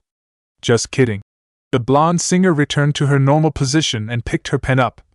So, let's finish this and go home, guys. And returned to her report. What was that all about? Naruto asked Daniel, who only shrugged his shoulders. Chapter 13 Olympus was never a quiet place. Mr. Brunner wheeled out of the elevator, the only way to go from the mortal world to the mountain floating above. He looked around and saw that the tension on Olympus was really high. Not only it could be felt in the air, but the faces of the nature spirits around the area spoke it all, letting him know how bad was the situation. The Latin teacher of Yancy Academy stood up from his wheelchair and slowly, from the waist down, his body began to change. He continued to stand up. His waist kept getting longer, rising above his belt, taller than any man. The front of an animal appeared with muscle and coarse white fur. A leg came out of the magic wheelchair, long and knobby-kneed, with a huge polished hoof. Then another front leg, then hindquarters. And then the box was empty, nothing but a metal shell with a couple of fake human legs attached. This was Mr. Brunner's true form. He was the immortal centaur Chiron, the trainer of the heroes. Chiron never thought he would need to come to Olympus around this time, especially when the gods already had their yearly winter solstice meeting some months ago. Olympus went into a state that he had never seen before. Even before Zeus' master bolt was stolen by the mysterious thief, he could see there was something going on among the Olympian Council, and it wasn't something good, he could tell. But he felt that they would need to know about the owner of the Konoha. He didn't return to camp and inform Mr. D about this first, but went straight to Olympus, thinking that the king of the gods and the whole council should hear it from him directly. Getting into the throne room, Chiron wasn't surprised to see the 12 thrones were empty, and no Olympians were inside the room. Sitting beside the main hearth was the kind goddess Hestia, poking the fire with a long fire stick, looking into the fire with a soft smile on her face. Lady Hestia, Chiron bowed his head to her. Good evening, Chiron. Hestia turned her head to the centaur and smiled. Great night, isn't it? She asked, and at that moment, Chiron got the feeling she knew the reason he came here for. Yes, Lady Hestia, great night. His mind already formed the perfect story to tell the Olympians. Since he was watching out for the Percy boy, who he got the feeling to be the son of one of the big three, telling Zeus about him wouldn't be a good idea. Bringing out his bow, Chiron notched an arrow and shot it into the sky above. Thunder rumbled in the sky before 12 Olympians flashed into the throne room on their respective throne. What is it, Chiron? Zeus asked with a growl. Why do you summon us? This wasn't the best time for anyone to summon the Olympian Council. His son was missing, and to make it worse, the Master Bolt was stolen, and Zeus was almost sure that his older brother Poseidon was the one who stole it. How? Definitely by using a demigod. It wouldn't be a surprise if Poseidon broke their oath. My deepest apologies for bothering you and the Council, Lord Zeus. Chiron pulled the kunai out from his shirt pocket, making almost all Olympians gasp in shock. But I think you should know about this. Aphrodite was in her own state of shock. Kunai could only belong to one person only, and that was the Prince of Olympus, Naruto. But before she could speak a word, in the corner of her eyes she saw Aries looking at her with his flaming eyes behind those sunglasses of him. The goddess of love wisely kept her mouth shut. Usually someone like him wouldn't be a problem, but she was weak right now, still stronger than the minor gods, but she was definitely weaker than the Olympians, even Aries. Where did you find it? It was Hera who asked that question, but it was more like a shout, completely standing up from her throne. At Metropolitan Museum of Art, a demigod was attacked by a monster, but it was killed before it could do anything to the boy. Chiron said, I returned shortly after and found this weapon in the wall, Artemis. Impossible. The moon goddess defended herself by standing up from her throne, saying that with a steel-hard tone even though she was facing her father. I had my hunters and even myself search every single corner around New York, and we couldn't find him. There is no way Uzumaki is still here. Apparently you didn't search carefully enough. Hera said with a hint of anger in her voice. Don't question my hunting skills, Hera. Artemis retorted angrily. It was bad enough when she, the goddess of the hunt, the best tracker on Olympus, couldn't find a single boy for 2 years straight. Now with his weapon popping up in the country she carefully searched, it was like that idiot blonde was putting salt into her wound. Watch your tongue, Artemis, Zeus thundered. Hera is right, you didn't search carefully enough. Continue searching for Naruto and stop whatever you're doing so you can focus on this task. The king of the god released a heavy sigh before saying, My son is more important. This statement made Chiron, the one who was completely oblivious of Naruto's existence, widened his eyes in shock. Lord Zeus, what do you mean your son? His eyes turned to Hera for a moment. You couldn't have. No, Chiron, I didn't break my oath. Zeus shook his head and Hera's expression saddened. The truth is, while Chiron listened to the story of Naruto, a frown made its way to Hestia's face. She knew Naruto better than anyone, even his parents. 2 years of watching over him let her understand her nephew more than anything. She was a little surprised someone like him, who was on the path of hiding from the Olympians, could carelessly leave his weapon back like that. Maybe there was a reason behind this action of his, or maybe he just randomly forgot to pick up his weapon. Whatever it was, it didn't matter now because Hestia had been watching the situation on Olympus. A war between family members could break out at the next winter solstice. Olympus needed Naruto more than ever. It was time for him to return. It was around 6 o'clock in the evening and the college students were on their way back to school. Sitting for hours on the bus, Naruto had nothing to do other than turn on the iPod and listen to the music. Though he didn't have to listen to it alone because Caitlyn was in the mood for some music as well, so she borrowed one of his headphones and the two were listening to one of Caitlyn's most successful songs. Both Naruto and Daniel, with the help of Caitlyn, had finished their assessment report and didn't have to worry much from now on. Naruto couldn't help but admit that this was a very fun day. Other than Daniel, he didn't have many friends in this world and never hanged around with anyone, and only got excitement every time Hestia brought him to elemental nations to visit his friends. Getting a friend who was a girl like Caitlyn actually wasn't something Naruto never thought before, but adding her into his more normal life here in the mortal world was indeed one of the best decisions he had ever made. He never hanged around with any girl like Caitlyn, but she did bring some new colors to his everyday life. They usually tried to give him a punch on his head when he did something stupid, Sakura, or tried to make him remember as many details in a book as possible, Athena, not to mention girls like Artemis or Zoe, and even Hinata were very hard to handle. Plus, her songs were all good and he could listen to them hundreds of times, and yet he didn't feel tired of them. Naruto suddenly shuddered. More and he would turn out to be like Daniel, a super fan of Caitlyn. "Hey Kate, you." He suddenly got an idea and turned his head to look at her, but stopped when he saw that the girl had fell asleep with an open book lying on her thighs. Smiling softly, Naruto reached his hand out and removed the headphone from her left ear. The bus air conditioners were working rather strongly, so it was pretty cold inside. Naruto then grabbed a cover from the cabin above, gently put it on Caitlyn's body to keep her warm before returning to his seat. It was raining heavily outside, which by now wasn't much of a surprise to Naruto anymore.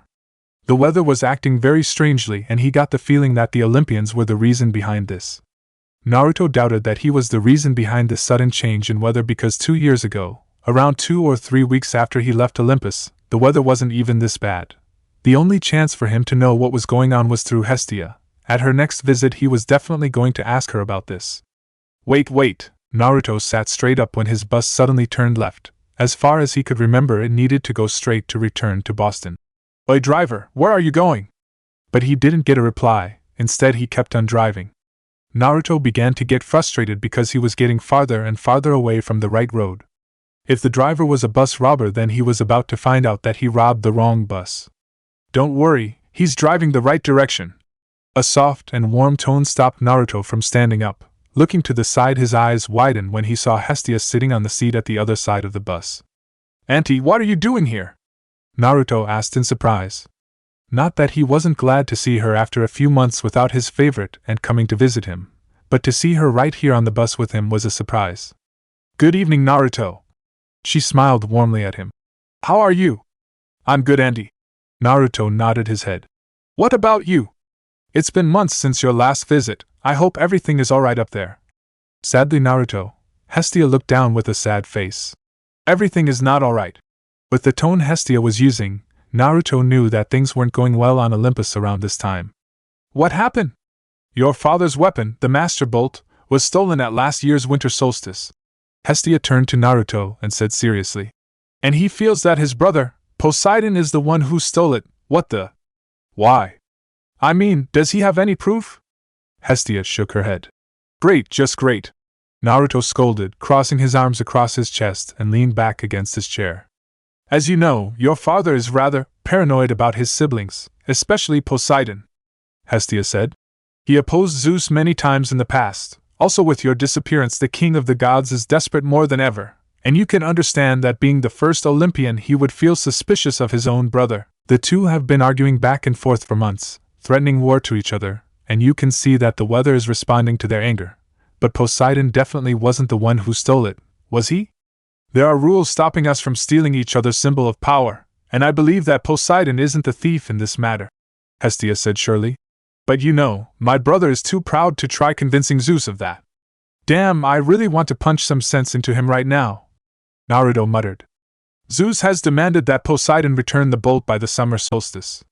That's June 21st, 3 weeks from now. What about Poseidon? Did he say anything about it? Naruto asked. Poseidon wants an apology for being called a thief by the same date. I tried to talk some sense into them, but clearly both of them were too prideful to understand the situation. Hestia said sadly. The Master Bolt must be found and returned to Zeus before the solstice, or there will be war. Naruto sighed. He could see the end of the world coming nearer and nearer with each day passing by. Zeus and Poseidon weren't the best kind of brothers he could find, especially when the younger became the king of the gods and ruler of the sky while the older one was only given the sea and that's all.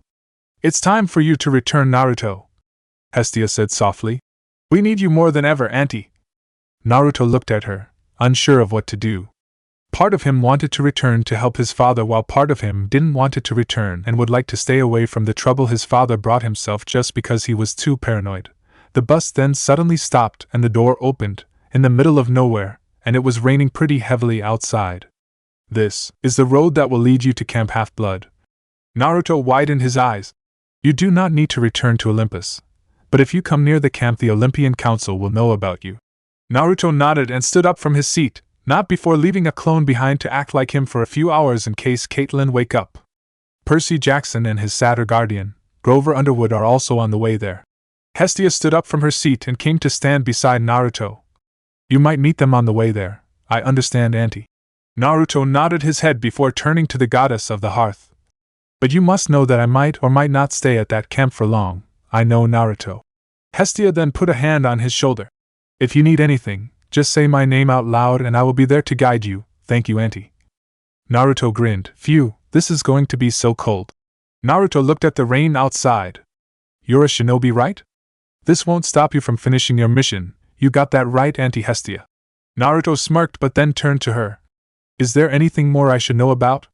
I will fill you in on the details when you finally get to the camp. There were a lot of things Naruto needed to know about Olympus's conditions, but that could wait until he finally got to Camp Half-Blood and claimed by his parent. Naruto shot out of the bus and disappeared into the rain in a blink of an eye. Running through the forest with neck-breaking speed, Naruto couldn't help but wonder what it would feel like to return to this godly world. The Prince of Olympus was returning home. Chapter 14. Naruto was able to cross the forest in a few minutes with his speed, getting closer and closer to Camp Half-Blood. He moved from tree to tree with such speed that even the normal eye could hardly follow, yet his breath remained the same and Naruto hardly felt any tiredness. As he got closer to the camp, Naruto couldn't help but wonder what it would feel like when he got there. Hestia told him about the camp long ago. Since gods weren't the most responsible parent in the world, their children lived their childhood with their mortal parent. However, those times weren't very pleasant because monsters would start to hunt them down when they're old enough. The stronger the godly parent, the stronger the demigods and the more they will attract the attention from the monsters. So the camp was built. There, the demigods were safe from the dangerous myth monsters, trained and learned how to survive in the world their parent brought them to. Satyrs were sent all over the world to find them and bring them to the camp. However, not all demigods were able to get close to camp. Some didn't make it in time and were killed by the monsters. There was magical protection around the camp that would stop monsters and mortals from getting inside. Naruto was no exception to this kind of barrier, but he already figured out a way to get in. Then, when he was 10 miles away from the camp, something interesting caught his attention. Naruto stopped. Because of his shinobi skills, the blonde quickly and soundlessly hid himself behind a tree 10 feet away from him. There was a dark figure standing alone in the forest, holding a flashlight in his left hand, but already turned it off before Naruto could see the face of the mysterious person. A thin mist appeared in front of him. Iris message, Naruto thought. Did you hide them? The mysterious figure asked, and from the voice Naruto could tell that he was male. I already hide them. A deep and grumbly voice could be heard within the mist. Naruto couldn't recognize the voice, but there was just something familiar to it. Don't worry, no one will be able to find the lightning bolt and the helm. Naruto widened his eyes in surprise. The lightning thief, he thought. This man was probably the one who stole his father's weapon. But what about the helm? Naruto was a little confused at this. What happened to your face and your voice? The man asked, a hint of amusement in his voice. Rough night? That damn woman is gaining back her power. The man in the mist scolded angrily. You and your lover having a fight? That's unheard of. The man snickered. Anyway, We will leave it like that for now, let the gods destroy each other, what about him? The man in the mist spat angrily. The so-called Prince of Olympus? Naruto soundlessly hid himself deeper behind the tree when his title was mentioned. My lord has a special plan for him. If we play our cards right, we can gain a powerful ally, but if not, then we kill him, right in front of his parents' eyes. With that, the mist disappeared and the mysterious man disappeared. He was fast and appeared to understand the ways around this forest, so he already disappeared without a trace. Naruto walked out from behind the tree and quickly left the area. For some reason, he wasn't able to sense a single energy signature from that man, as well as able to catch the certain scent of demigod. Which was very strange because even mortals emitted a hard-to-notice amount of energy, and Naruto could almost instantly recognize demigods when they are around. Whoever this person was, he knew about Naruto's power and figured out a way to hide himself from Naruto. And his partner, the man in the mist, looked like he was the one who was keeping the master bolt and the helm. He could even be the one who told the man in the dark about him. He seriously needed someone like Athena around. Artemis scolded hatefully when she returned to her hunt's camping side. That boy, who does he think he is? She roared and kicked over a table in her camp. This was a serious blow to her pride. The proud goddess of the hunt was outran by a male, a son of Zeus and Hera no less. Artemis was 100% sure she searched every corner of New York, because it was the first place she would think to look, and yet, his freaking kunai just appeared inside Metropolitan Museum of Art, the biggest museum in New York. How one of the most idiot boys in the history in her opinion would need to go to an art museum was outside of her imagination, but clearly that boy was toying with her. Lady Artemis. Zoe ran into her tent with her bow and arrow ready, looking around and saw Artemis standing beside a collapsed table. Are you alright? She heard the sound and thought monsters were attacking their camp and was stupid enough to attack her mistress' tent. So she quickly grabbed her weapon and ran to her mistress' tent as fast as she could. No, I'm not Zoe.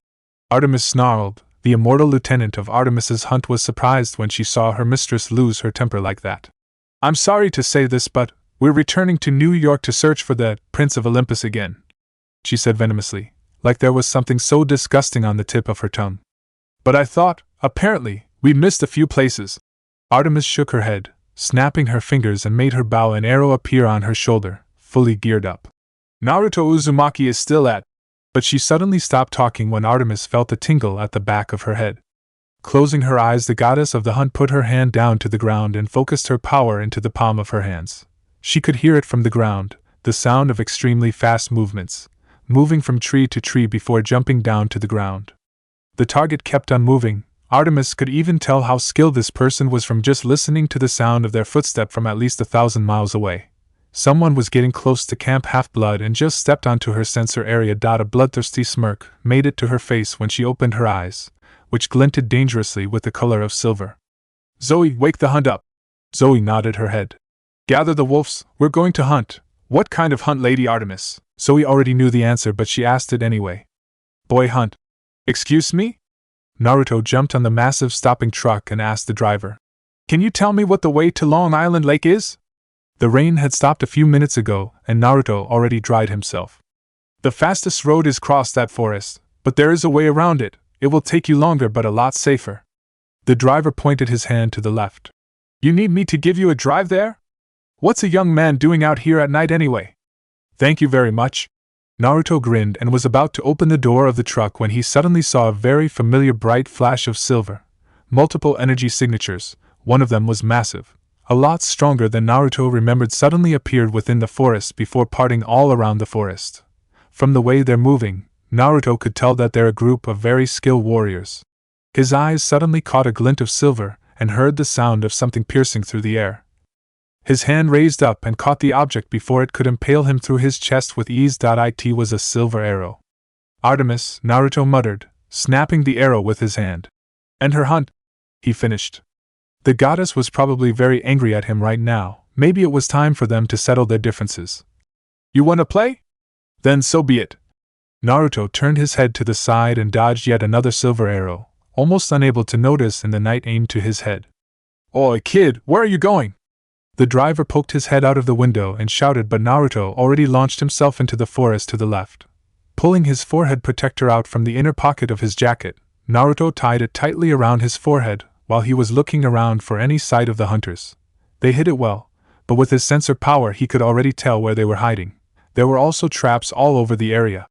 Naruto knew better than anyone just how powerful Artemis was. She wasn't a brutal fighter like Ares and not as smart as Athena, but she was amazingly skilled with her bow and arrow, not to mention incredibly skilled in close-range combat with those massive hunting knife of her, not to mention her hunters were waiting for him.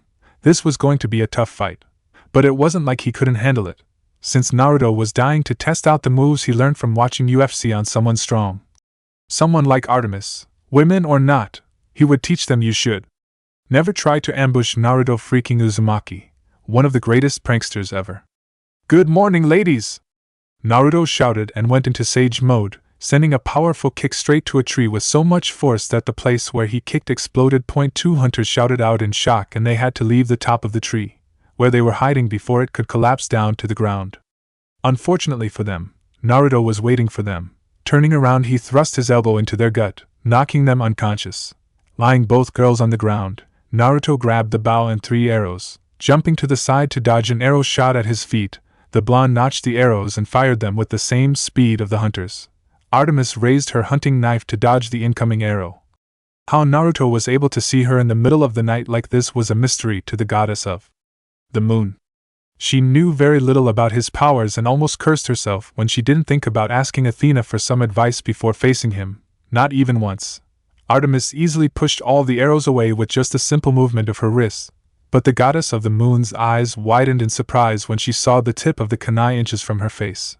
Artemis didn't have time to react when the kunai went past her face and cut her cheek. Wiping the ichor away, Artemis gritted her teeth when she saw Naruto grinning smugly at her. "You're our prey now," she muttered dangerously and put 2 fingers into her mouth, whistling loudly.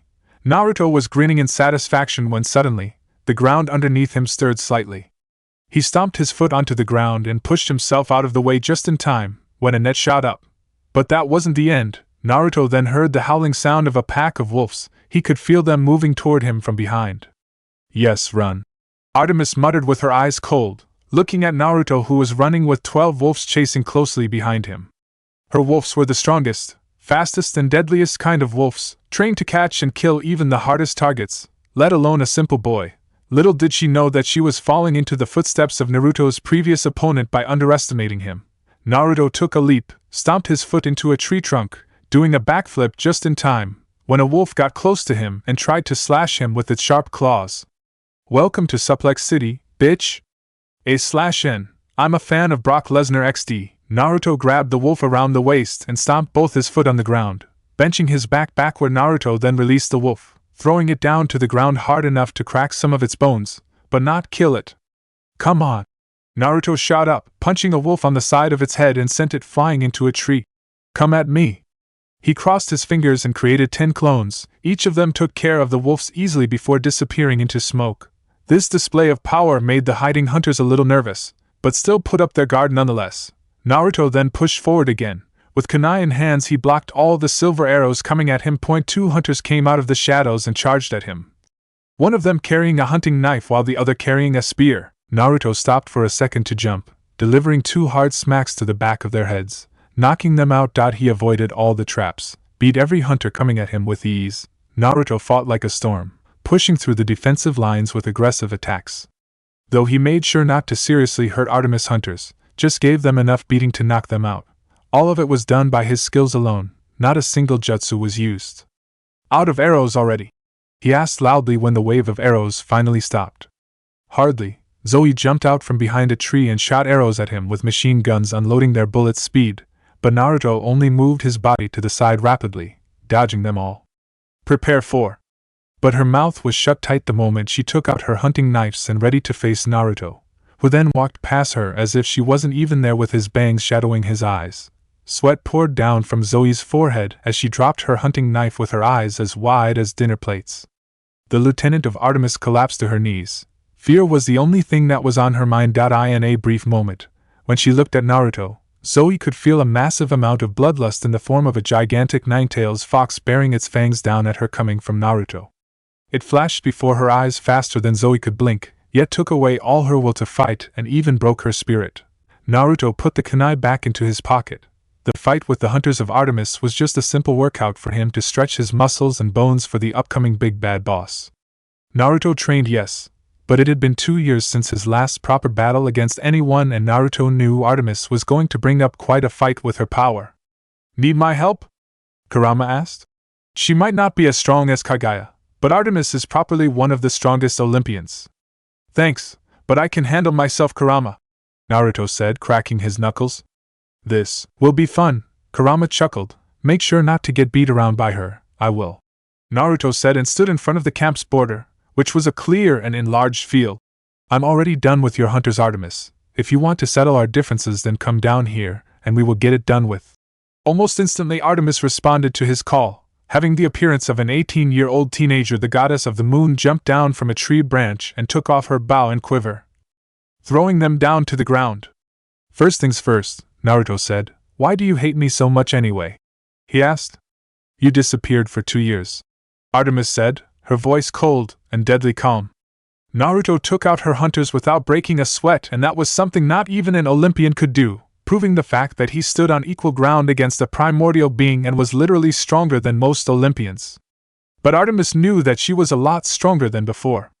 With the rate of divorce increasing over the past 2 years because Hera didn't care much about her duty anymore, girls, mainly the daughters of the divorced family, were slowly losing their trust and love and decided to choose the path of a maiden. This made her become stronger than ever. Brought me so much trouble, hiding in a place that not even I could find, made the other Olympians gods, even the minor ones, look down on me and question my ability. She threw the hunting knife away, much to Naruto's surprise, and got into a stance. And yet, you're just a mere boy, you don't need them? Naruto asked, pointing to the hunting knives. I will beat you with your style, Artemis said. Hope you will play fair in this match, because as far as I know, shinobi don't play fair. Naruto continued her words, nodding. But I will make an exception this time. If I cheat with my ninja skills, then you will probably find me again with a hunting knife in your hands, Naruto said, and also took a stance, going into sage mode. Good. If she wasn't looking at him directly with her eyes, she would have thought Naruto had completely disappeared. It was like he had become one with his surroundings, became one with nature itself. Shall we?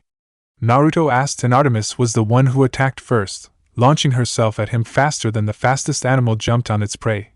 But Naruto caught her punch with ease and bended her arm around the elbow, pinning it against her chest before sending a hard punch to her stomach.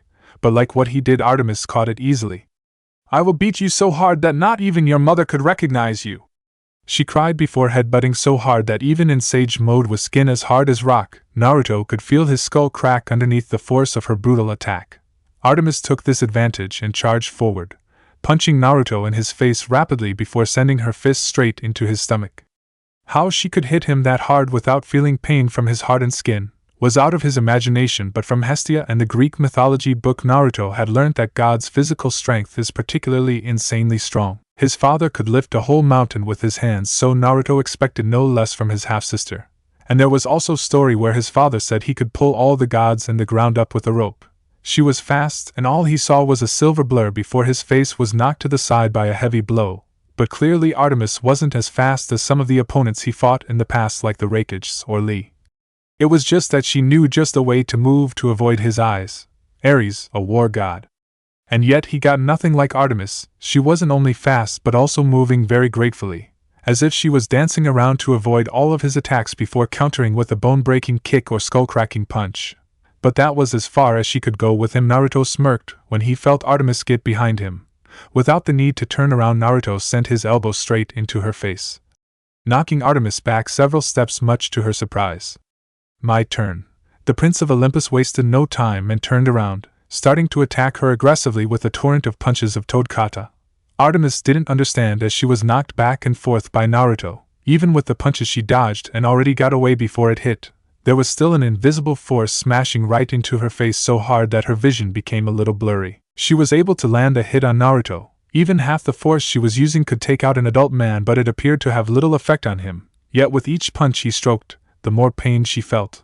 Little did they know that the sound of fighting had alerted the securities around Camp Half-Blood and woke up almost all the campers up.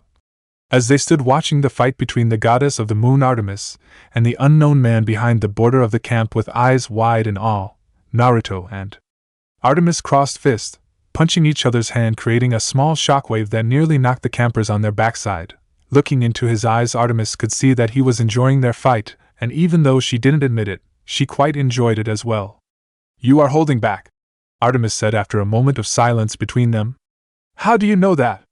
"During the fight with Kagaya Otsutsuki, you used a different form than this," Artemis said, and Naruto laughed slightly.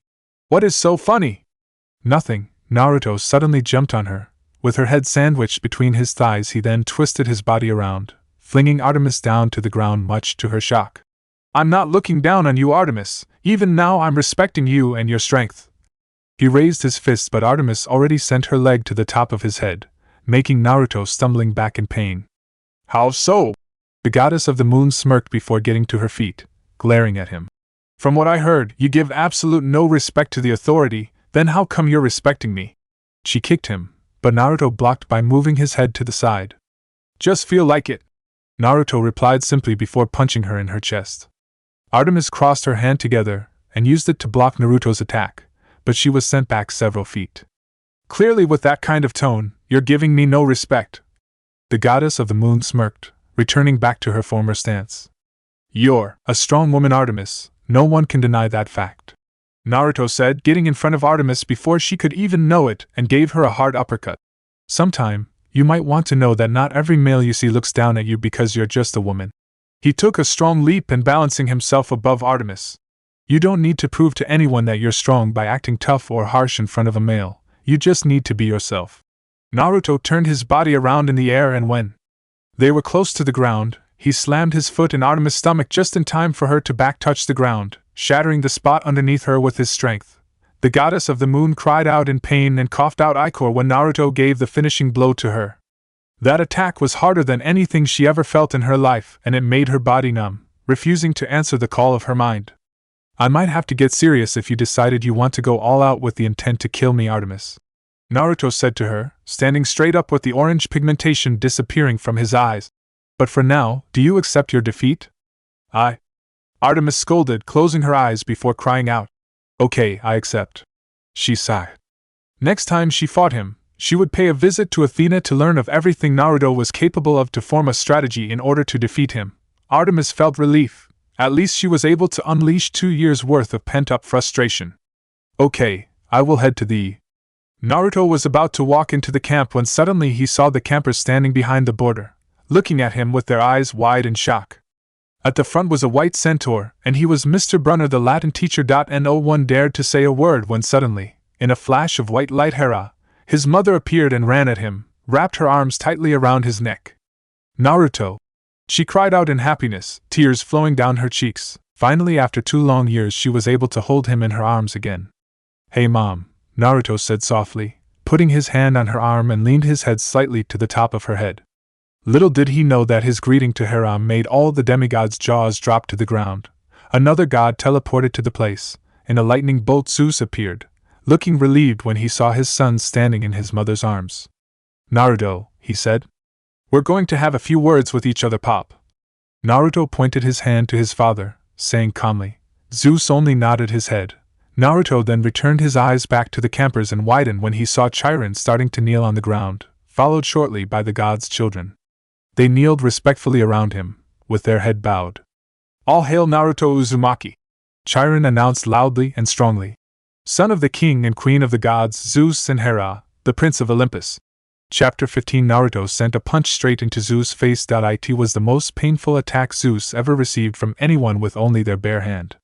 Naruto didn't only just focus a great amount of chakra when he punched Zeus, but he also went into sage mode.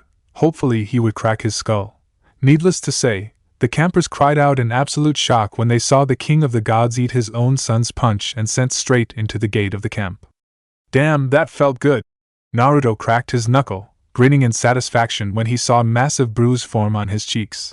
"So, old man, how does it feel to be punched in the face when you're the almighty king of the gods?" "Hurts like a bitch," Zeus replied shortly. He was expecting this, after all. "Good, prepare to eat more, asshole." Naruto stomped forward and grabbed the collar of his vest, but arms shot out and stopped him. "Please, Naruto, don't." Turning to the side, he saw his mother looking at him with a pleading look on her face. "Mom, this man, But he's still my husband," your father and the king of the gods. She motioned her head slightly to the campers. The demigods are watching, you really want them to lose their belief in us. Naruto looked at Zeus for a moment before letting him go, making the king of the gods fall to the ground. You're right. Naruto turned to Zeus and said, This isn't over, old man. Naruto turned on his heels and walked to Artemis, who was still struggling to stand up. Looking down at her, he asked, Hey, you want my help? He asked kindly. Leave it, a girl can take care of herself. Figured, Naruto mused. He was expecting no less from the man-hating goddess. Naruto already beat her in front of a whole camp, so Artemis wouldn't think about getting any more help from him. Naruto shrugged his shoulder and walked past the camp's border while he was still in sage mode. The campers gasped in shock once again and parted to let him pass through with Hera following behind him. Naruto sat inside the big house of Camp Half-Blood, the room they called the War Room, which was the main meeting place for the leaders of the cabins for major problems and ideas about how to complete a quest. It was 6 o'clock in the morning and Naruto didn't even realize that he had fought head to toe with Artemis and her hunters all night. The fight with the goddess of the moon lasted for 2 hours. Naruto would never think someone would be able to fight with him in sage mode, a form that increased his strength, stamina and durability dramatically that long. Said goddess was sitting on the other side of the room, sitting with her legs crossed and her arms folded across her chest. There were bandages wrapped around her abdomen and arms, around her neck as well. The only one who could heal gods was Apollo, her twin brother, so she had to wait till the sun rose up to call him. For now she was left with bruises, cuts and broken bones. But it wasn't something she couldn't handle. The goddess of the moon just returned from visiting her hunters, who were recovering inside Cabin 8, the cabin built to honor her at Camp Half-Blood. They could recover pretty fast with the help of ambrosia and nectar, but some had more serious injuries than others, so Artemis didn't risk the chance of giving them too much food and drink of the gods. Zeus was talking with the campers and explaining to them about his son Naruto outside the big house with the help of Chiron.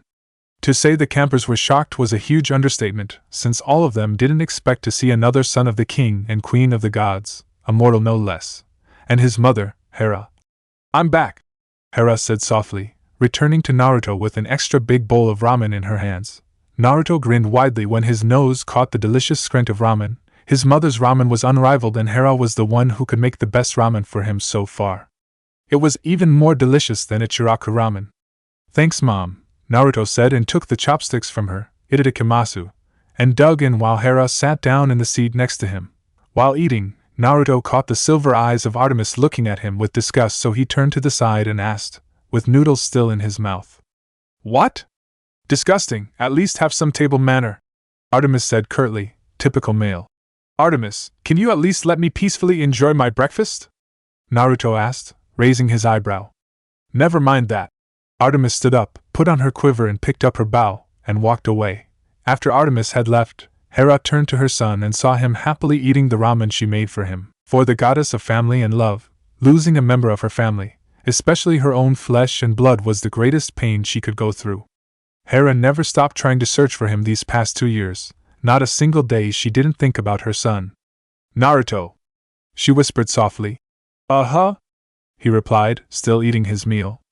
Were you mad at me? At us gods? She asked. Hestia already told her about the reason why he left Olympus.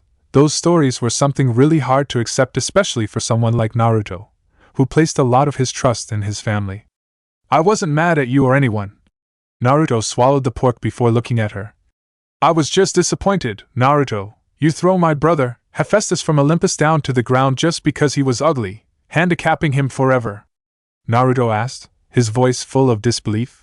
You tried to kill Hercules by sending 2 snakes to him when he was just a baby, forcing him to kill his wife and children. He turned his eyes to Artemis, who was shooting arrows toward dummies with great speed at the archery field. And don't let me start how you banned Leto, Artemis and Apollo's mother, from giving birth on terra firma, or the mainland, or any island at sea. She looked away. Because of this, I once thought, I'm the son of Minato Namikaze and Kushina Uzumaki, not Zeus and Hera, the king and queen of the gods. Naruto said, thinking about the words Caitlyn said to him about family. But it doesn't matter now, the past is the past. What matters now is what you will do in the future, Mom. I won't waste my words on this matter. I already thought about it too many times, Naruto. Thank you, Hera said softly, using the back of her hand to wipe away the tears at the corner of her eyes. Come on, Mom, 2 years are enough for me to think about it. Naruto smiled at Hera. But still, you got a lot of things to do from now on to fix your mistakes in the past, and I will be watching you. I know, Naruto. Hera nodded her head. The same goes with you, Dad. Naruto said loudly when he felt Zeus' energy signature from behind him. I won't start with what you did, but I think it's about time you be the better king.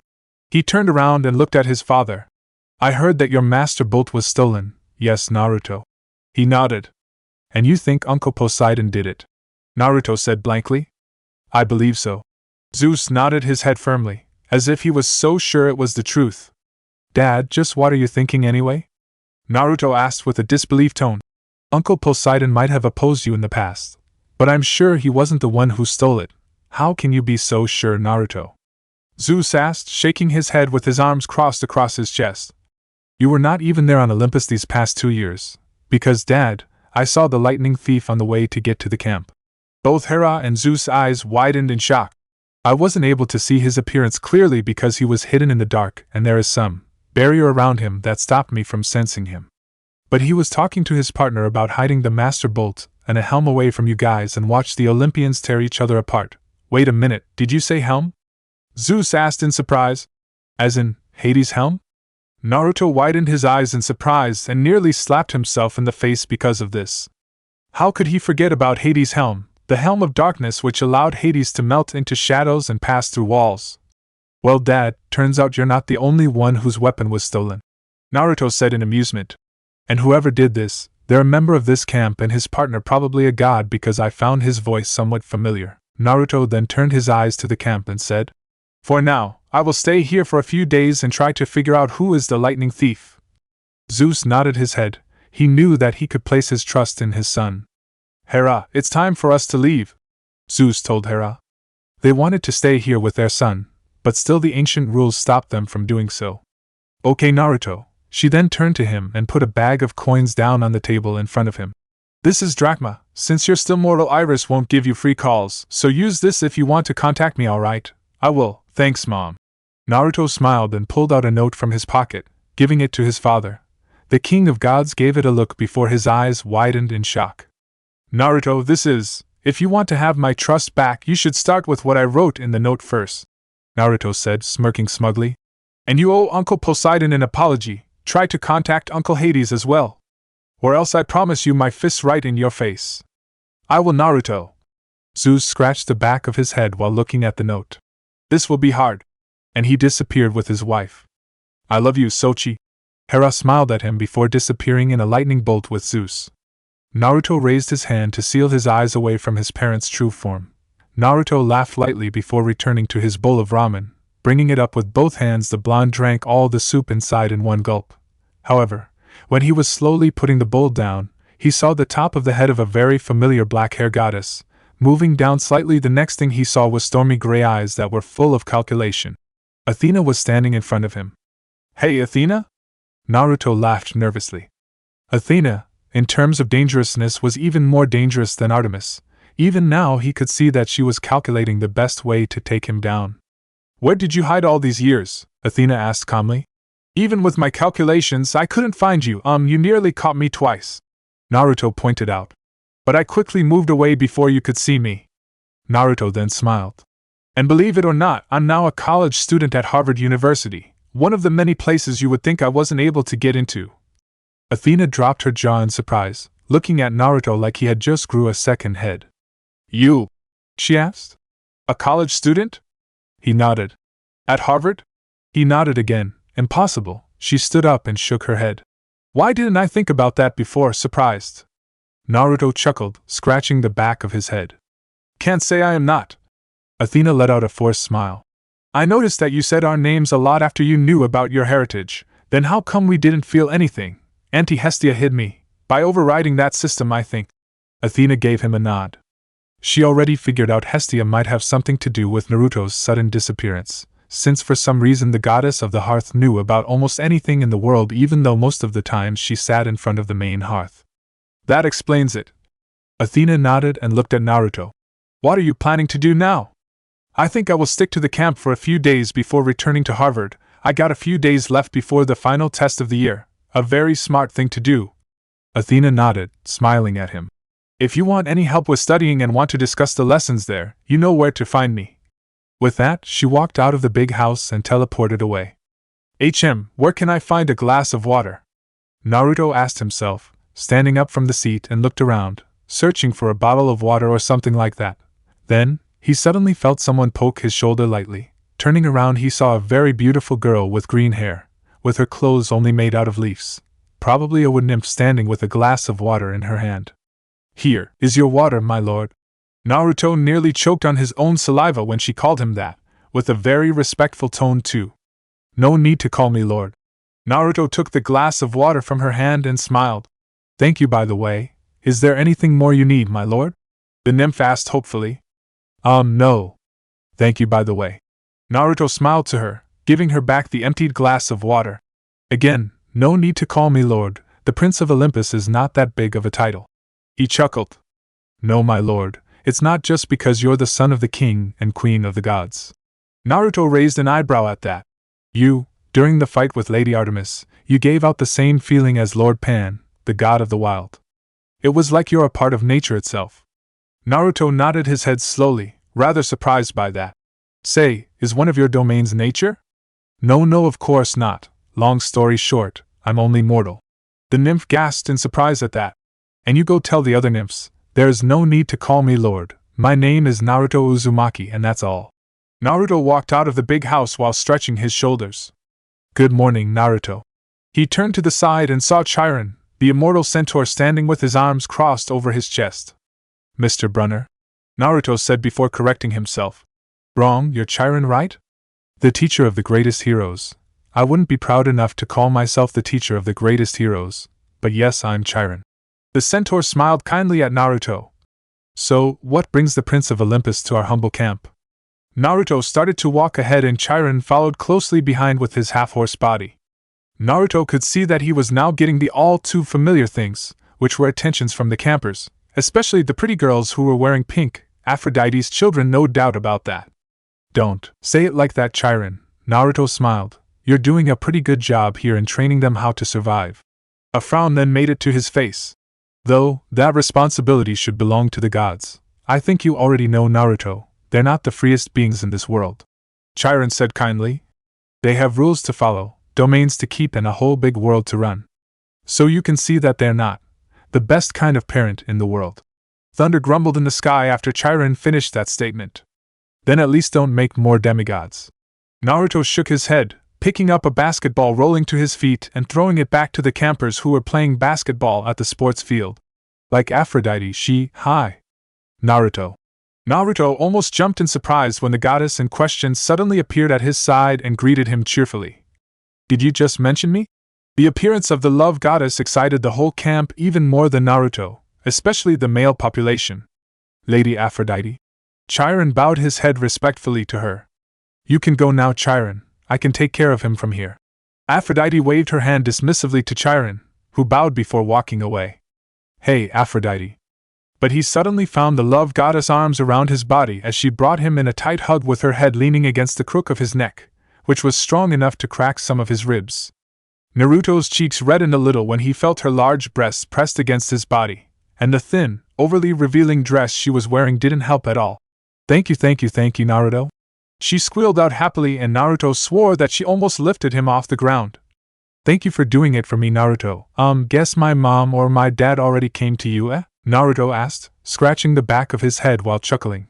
The paper he gave Zeus contained a list of requests Naruto would like to be done in order to fix their mistake in the past if they wanted to have his trust back. Some of them were quite easy to do but some were quite hard, but they're the king and queen of Olympus. It wasn't something they couldn't handle. Naruto read Greek mythology every day for this, sorting out every problem his parents got into in the past and give it to them, hoping that they love him enough like they said to try doing it, and one of the things at the top of the list was canceling the marriage between Hephaestus and Aphrodite, letting them freely choose to marry the one they love. Now, he was doing this for his brother Hephaestus, not Aphrodite. Because his brother no longer loved his wife like the first days of their marriage. This will hurt his mother slightly because she was the goddess of marriage, but this was for the best. Now free from each other, Hephaestus and Aphrodite were no longer husband and wife and could have a new start, separate from each other. So many problems in the past would have never happened if they weren't married to each other in the first place. However, he didn't think that Aphrodite would come straight to him like this. He was expecting to have an invitation letter to Aphrodite and Ares' wedding, thinking that the love goddess probably ran to her lover first and asked him to marry her. Guessed he was wrong then. "You're rather lively, I see," Naruto said after Aphrodite pulled back. "Thank you, Naruto.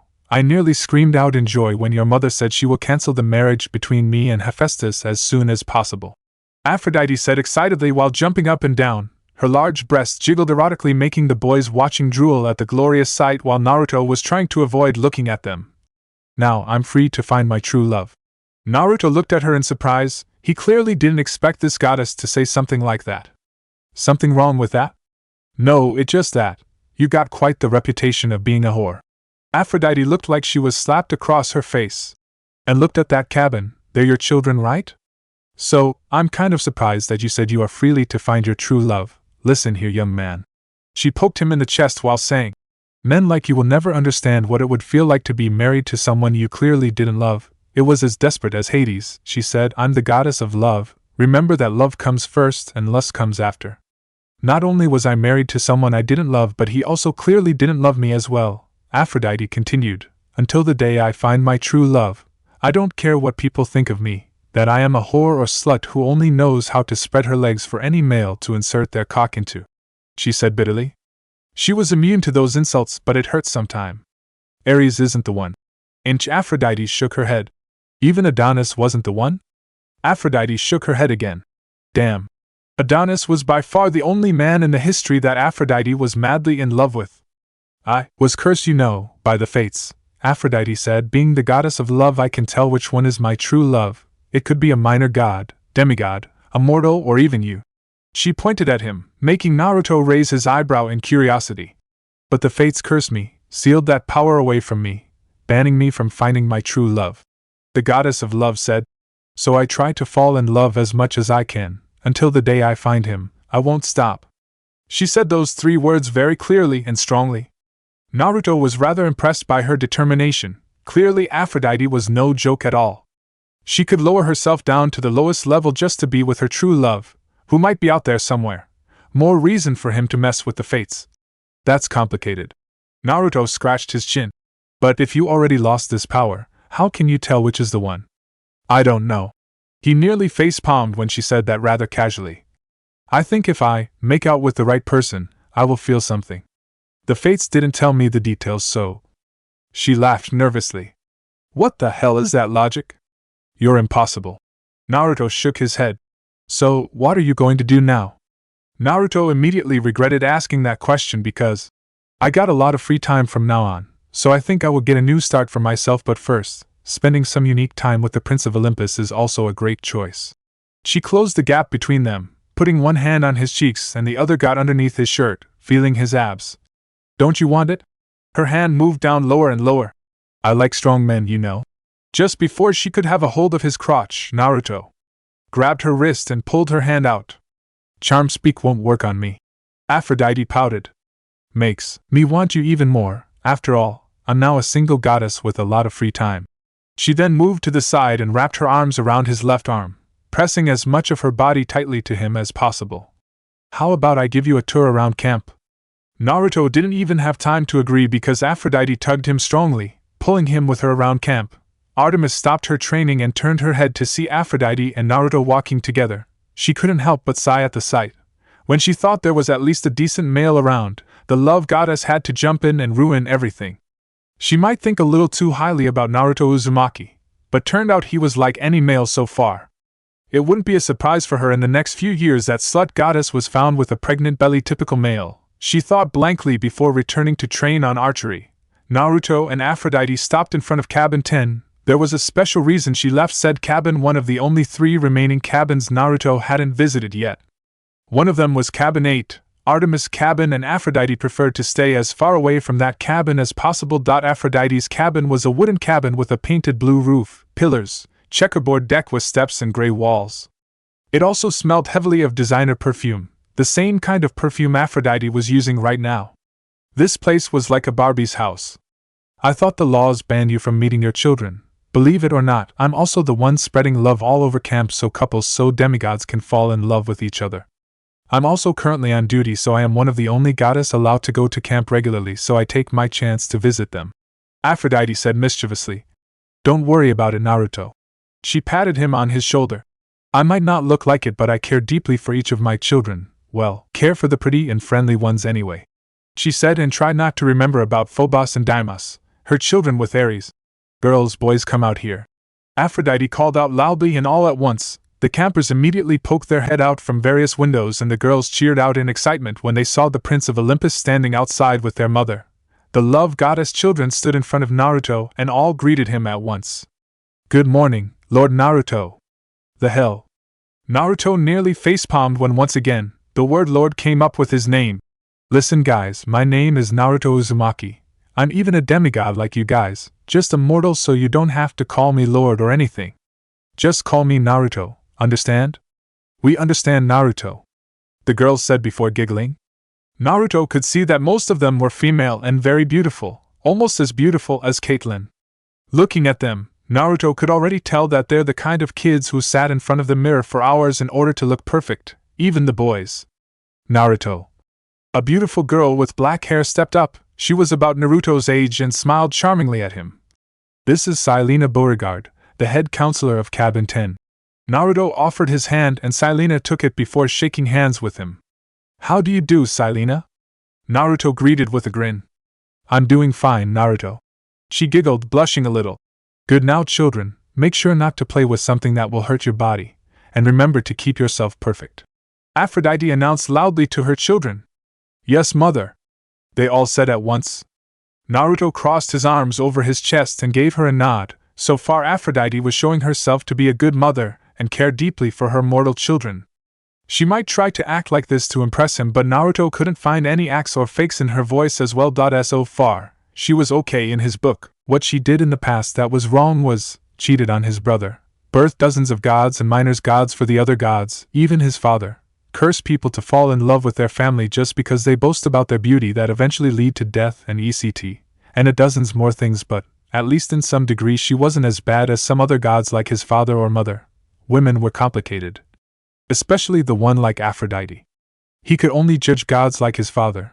But how could he judge a goddess when he didn't even understand them, let alone the way they think? His mother was different because she was a family member, but Aphrodite was of an entire different lineage, in one way or another. Seeing Naruto deep in his thoughts, Aphrodite grabbed Caitlyn's shoulder and pulled the girl toward her, whispered as softly as she could into her ear. He's going to stay here for a few days, so tell the girls, don't touch him, he's mine. A smile spread on Caitlyn's face when she realized what her mother wanted and nodded her head. Alright Naruto, let's go. We still have one cabin left to see, she said and pulled him away, after receiving a lot of waves from Aphrodite's children. The last one is Aries' cabin, right? Naruto asked and Aphrodite nodded curtly. What's wrong? He asked. You two have a fight? He told me about you guys' encounter at Boston. Naruto nodded his head. But he didn't allow me to tell anyone about it. He slapped me, threatened me if I didn't keep it a secret he will hurt my children. The shinobi growled, more reason for him to hurt the guy. Last night, he comes to my palace and acted like nothing happened. I refused to have sex with him, but he tried to have his way with me, but clearly I wasn't in the mood for him to enjoy me as much as he can. So I grabbed the mirror and smashed him in the face, using a broken piece of glass, and stabbed him here. She pointed to a point at the throat. I don't think it is fatal, cause he has thick muscles, but oh well, send the guy away with one of the biggest blue balls, she said in satisfaction. Wait, face and throat. Naruto looked at Aphrodite in surprise. He then remembered the words the mysterious man said to the man in the iris message, something to do with his face and throat that made his voice change. Yes, did his voice change? Become a little raspier than usual? Like Hephaestus' voice but thicker because of the pain? Yeah, how did you know that? Aphrodite nodded her head in surprise. Bingo. Naruto grinned smugly. The problem was solved faster than he thought. The lightning thief's partner was Aries, and that bastard warmonger was hiding the Master Bolt and the Helm of Darkness. Come on. Naruto put his arm around Aphrodite's shoulder and hugged her tightly, much to her surprise. Let's just finish with my damn brother's cabin and find something to eat, my treat. Okay then. Aphrodite nodded before smiling widely. She didn't understand a thing, but all that mattered now was that she was growing closer and closer to the Prince of Olympus. Who knew, maybe he was the true one for her. Chapter 16. Naruto closed his eyes and let the water from the shower above pour the cool water down his body. A few days had passed since his first appearance at Camp Half-Blood. The campers finally adapted to the fact that they were living in the same place with the Prince of Olympus. It took him a while to convince them against calling him Lord with just a respectful tone, but finally the campers got what he wanted and called him Naruto only, though the natural spirit like satyrs, with nymphs and naiads were inconvincible and worshipped him as if he was penned out. A day after his arrival, the weather somewhat returned to its normal state. He heard from Hestia that Zeus had actually lowered his pride down and gave Poseidon an apology, which based on the god of the sea's words was the most satisfaction thing he had ever felt in his life. His father also contacted Hades and asked him about the helm. Currently the Olympians were sending out a lot of searchers to find those weapons back. This, however, was kept a secret between Naruto, the big three Olympians, and his mother. Naruto didn't want to let the thief and especially Aries know about this because they could hide the two powerful weapons somewhere else. They got the element of surprise with them now. The thief thought that they were still completely unaware with the situation until Naruto could find out who was the lightning thief in this camp. About Aries, Naruto kept that little information about the traitor for himself. Olympus already in chaos, he didn't to bring them even more troubles than they were having now. Hestia was helping him, watching over every move of Aries. He trusted his auntie enough to tell her about this secret, and was sure that she would never tell anyone else about it. Speaking about Aries, he heard that the war god was quite angry lately. Why? Simple, because Aphrodite just broke up with their lovers' relationship. When she said she could get a new start and entirely focus on searching for her true love, Naruto thought she was joking or didn't mean it that way. However, he was surprised to hear from Hestia that Aphrodite personally came to Ares' palace and broke up with him. Once again, Naruto nearly slapped himself when he realized how little he thought about Aphrodite. With Hera fully returned back to duty, Aphrodite's power was returning with each day, at the same time making Artemis weaker, so she was completely unaffected of Ares' threat, even going as far as fight back. She wasn't a fighter, but still one of the strongest and most dangerous Olympians. She even hit Ares with her makeup equipments. Nothing more dangerous than a girl who didn't know how to fight, where to hit, yet still wanted to seriously hurt someone. A knee to the crotch was something that settled things between her and Ares. It had been 2 days since the god last attempt to seduce her back. How did he know that? Simple, the past few days Aphrodite had been sticking to him like glue. The sight of the Prince of Olympus walking with the Olympian love goddess had become a familiar sight for the campers. He knew what she was trying to do. Naruto would be gay if he says he didn't feel interest. But her reputations were a serious turn-off, especially for someone like him who was having problems with the way his family worked the world in the past. Closing the shower, Naruto used a towel to dry his hair and walked to where he put his clothes.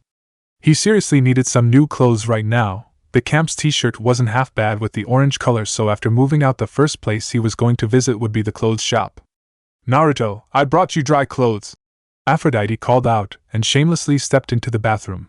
Naruto flinched and froze in surprise at her sudden appearance, completely forgot that he was totally naked. Aphrodite gulped silently as she stared at Naruto's body. His godly attractive, athletic body was one of the best things she had ever got the pleasure to look at so far. Muscles not overly big like most of the Olympians, everything was in the right place to make a body of perfection for any girl's wildest fantasy. Aphrodite didn't need to touch to know how hard it would be. Oh, how she would do almost anything to get her hands on them. Looking at him now, those compact, rock-hard muscles, Aphrodite wondered how a 19-year-old young man could pack a body like that. "Where are you all my life?" she whispered sultrily, didn't even realize that a thin trail of saliva escaped her mouth. AP. Naruto finally found his voice as he stuttered. He then pointed his hand at her while yelling, "You purposely stepped in, didn't you?" No, of course not." Aphrodite's eye couldn't help but move down a little, staying at his manhood with wide eyes. "But I must say, very impressive." She didn't know if this was because of good gene or because of his dietary, but not even Zeus was this big, and she heard that Naruto was a big fan of ramen, one of the most unhealthy foods in the world. Clearly, that monster dandling between his legs wasn't something normal. It made her legs weak just look at it. "You're impossible." Naruto hurriedly wrapped the towel around his waist, much to her disappointment. "Give me that." Naruto snapped the clothes away from her hand and hurriedly went to somewhere else to put them on. He didn't care where as long as it was away from Aphrodite's lustful eyes. The love goddess's eyes followed Naruto until he disappeared behind the door. Zeus, Hera, this love goddess is going to make your relationship one of the best. She smiled while looking at the ceiling. I'm so going to insomnia tonight. How could she sleep with that kind of image in her head? The night 3 days ago, Percy Jackson and Grover Underwood arrived at camp with the most unpleasant condition, found by Chiron and a daughter of Athena named Annabeth Chase, who also happened to be the girls who had been throwing non-stopping questions at him these past few days. The two were resting inside the infirmary tent. Speaking of children of Athena, it was a total shock for him that Athena was able to birth her children without losing her virginity, in the same way with how Zeus gave birth to her. All of Athena's children were brain children, born when her divine thoughts meet the mortal ingenuity of the men she favors. Did she need to have a hammer smash onto her head to give birth to them? Naruto would never know and better not know.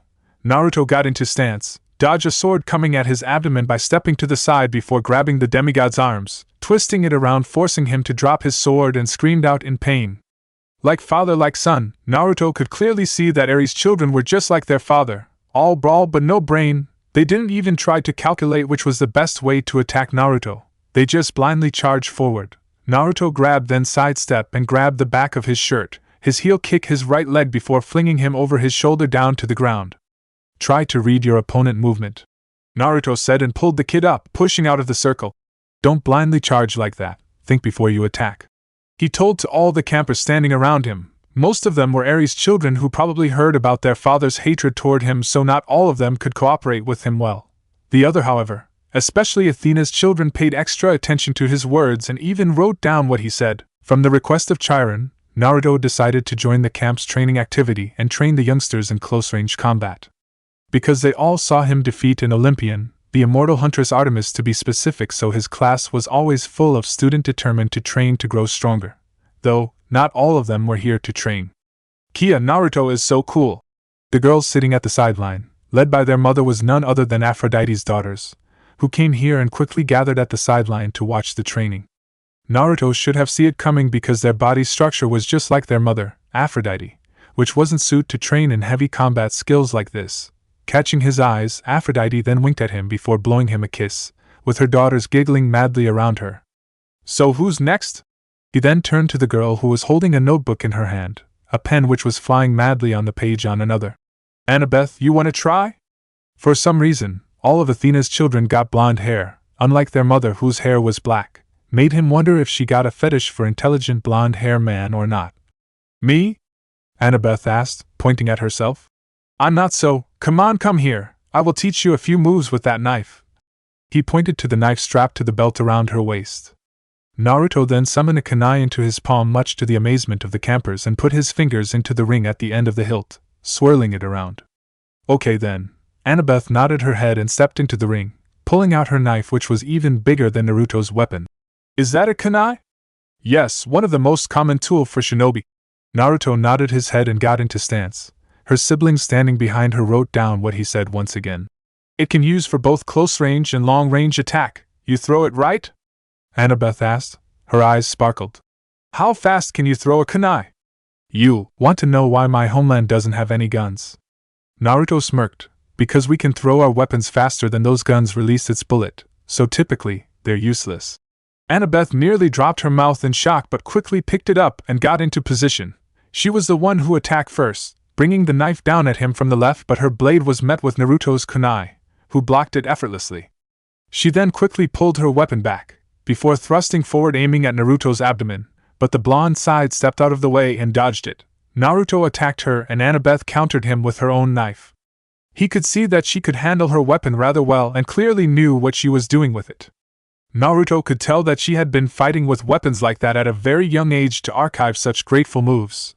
But compare her with a super professional like Artemis, it was like child play. Good.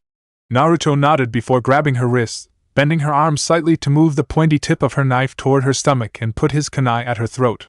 But still not good enough. Once again, the Aphrodite girls squealed at how cool he was. Naruto released Annabeth. Your attack is good. You're very skilled, but they lack strength. Naruto pointed to her head, poking her forehead lightly. And you think too much during attack. If your brain can work the plan fast enough, Let your body and heart guide you. You're not your mother. I will remember that. She nodded with a smile. Okay guys, that's the end of today. The campers started to leave, but he got a different idea for the lazy ones. Naruto then turned to Aphrodite, yelling loudly, Aphrodite! Get your lazy-ass children over here. What? Aphrodite stuttered and her children looked scared. Now! He roared and they immediately ran to stand before him, gathered into lines. The other campers watched in amusement, and some decided to stay to watch. Wait, Naruto, they're lovers not fighters. Aphrodite tried to reason but Naruto suddenly grabbed her shoulder and put into the line as well. What? She asked in shock. Since you're here, you will train with them as well. Naruto grinned evilly, making Aphrodite's eyes turn wide in horror. You're kidding me, right? She asked with a forced smile. Please tell me that you're kidding. I'm not kidding, Aphrodite, Naruto said. What will you do if Aries comes at you once again? He might not be the strongest Olympians. He said it loudly. But he is reckless, uncontrollable. What are you going to do when he come to you again? Clawing his face with your precious fingernails? Naruto asked, looking at Aphrodite's colorful fingernails. I got my strength back now, so I will use Charm Speak to send him away. Aphrodite said firmly and tried to leave, but Naruto grabbed the back of her shirt and pulled her back into the line. I don't think so, Naruto said before saying loudly to the others. Listen up, monsters might not care much about you girlish boys and girls. He pointed at Artemis' cabin. The hunters left 3 days ago after finally recovered, without saying a word. I heard from Chiron that whenever they come to the camp they always beat Camp Half-Blood senseless in the capture the flag game. You seriously want to be in the losing position once again? You, the children of the love goddess, losing to a bunch of love-refusing girls? Cabin 10's members instantly tightened the line when they heard that part. You want to defeat them the next time they come for a visit? Yes. He then turned his head slightly to the side and pointed to his ear. I can't hear you, he said. Yes. They cried out. That's good now. He then looked around. Let's start with the jogging first, 20 laps around this field. The girls whined in dissatisfaction but obeyed his order nonetheless. You're not going to run? Naruto asked when Aphrodite was the only one that was still standing still. No, I won't. This is pointless. The love goddess scolded, crossing her arms underneath her big chest. I'm a lover, not a fighter. Yeah, keep that phase and you will forever a sore loser. Naruto moved his eyes close to her and said, You hear me? A sore loser slut who only know how to spread her legs. Aphrodite's eyebrow twitched madly at the tone he was using. She then turned on her heels, clicking her fingers, and changed her clothes to a more sports style. Shirt became pink sport bra, short miniskirt became tight-fitting pants, and high heels became sport shoes. She ran, quickly catching up to her children. Good girl. Naruto nodded her head and quickly followed them. However, before he could take a step forward, his phone suddenly rang inside the inner pocket of his jacket. Curiously, Naruto got it out and saw an unfamiliar numbers on it. Hello? Naruto asked. Where have you been, Naruto Uzumaki? Naruto had to force his head back when he heard Caitlyn's extremely loud voice at the other side of the line. Kate? Naruto asked in surprise. How did you get my numbers? Daniel gave it to me. Naruto cursed slightly, rejecting giving Daniel his phone numbers. Where have you been? You disappeared without telling anyone about where you are? His clone only lasts for a night, so Naruto had to skip school the day after until now. Sorry, Kate, I'm visiting my parent. Naruto said. It wasn't a lie but not the truth either. Oh, is that so? Caitlyn asked, sounding relief. You got me worry sick, you know, she said, so you're having fun? Yeah, Naruto, I'm tired. Aphrodite stopped beside him and put her hand on his shoulder to support herself. Can I rest now? No, you're not. Another round. He shouted and pushed her. Yeah, I'm having fun. He told Caitlyn. Naruto, are you with a girl? She asked blankly with a hint of disbelief in her tone. I'm helping a group of lazy kids with physical exercise, Naruto said with a shrug of his shoulder. Oh, is that so? Caitlyn said. Sorry for bothering you, Naruto. No worry, I will return in a few days, so see you later, alright? Naruto told Caitlyn. Bye, Naruto. Bye, Kate, Naruto said before closing the line. He quickly put his cell phone back into his pocket and followed Aphrodite and her children. 4 hours later. You did a good job today, Aphrodite, Naruto told her as he sat down next to her, giving her a bottle of nectar he got from Chiron.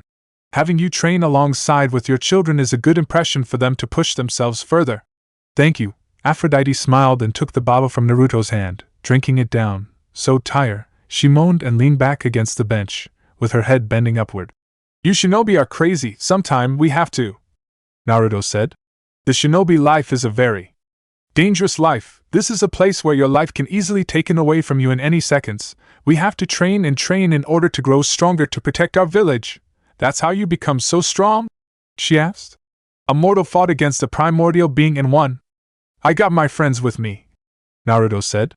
If not for them I won't be able to do it. You're too modest, Naruto. She said softly to him and moved to sit closer to him. Looking at his surprised face, she smirked. What? Afraid of a little close contact with someone like me? Her clothes changed back to the tight-fitting shirt and miniskirt. Looking at those watermelon-sized orbs, Naruto couldn't help but gulp. They're probably bigger than Caitlyn's and a little smaller than Tsunade, but still enough to show just how impressive they were. That's not going to work, Aphrodite. Naruto pushed her face back when she was moving closer and closer to his face. Can you let a girl try her luck? Aphrodite pouted playfully. With you? Naruto shrugged. Nah, she punched him playfully. Naruto then widened his eyes in surprise when Aphrodite suddenly rose up once again and planted a soft kiss on his cheek. Thank you, Naruto, for caring for my children. She smiled at him before returning to her position. I have to return to my duty now, so see you later, alright? With that, she disappeared, leaving Naruto alone. I win again. Naruto grinned smugly when once again, he won 10 drachma from Chiron and Mr. D, aka Dionysus, the director of the camp, and also his half-brother, the gods of wine in pinnacle game. Why Dionysus was here was rather an interesting story. Being the director camp half-blood won a punishment by their father Zeus as punishment for chasing after an off-limits nymph, who happened to be the nymph who gave him the glass of water when he first arrived, and not only that, but he was also forbidden to drink wine. You won again. Dionysus muttered curtly before gathering the card. And here I thought I could win this round. Relax, bro. I'm one of the luckiest guy out there when it comes to these kind of games. Naruto patted Dionysus on his back before standing up. I think I'm done for now. Thanks for the money, guys. Naruto left after putting the golden coins into his pocket. Naruto headed to the training area and saw the familiar figure of Annabeth Chase, standing at the behind of a crowd with her arms crossed across her chest. Hey, Annabeth. Naruto greeted her before turning his eyes to see Luke, a son of Hermes and so far the best swordsman in 300 years, teaching Percy Jackson, their new campers, how to fight with a sword. So, the new kid is being flung around by Luke again. To Naruto, Luke was quite a nice guy to hang around.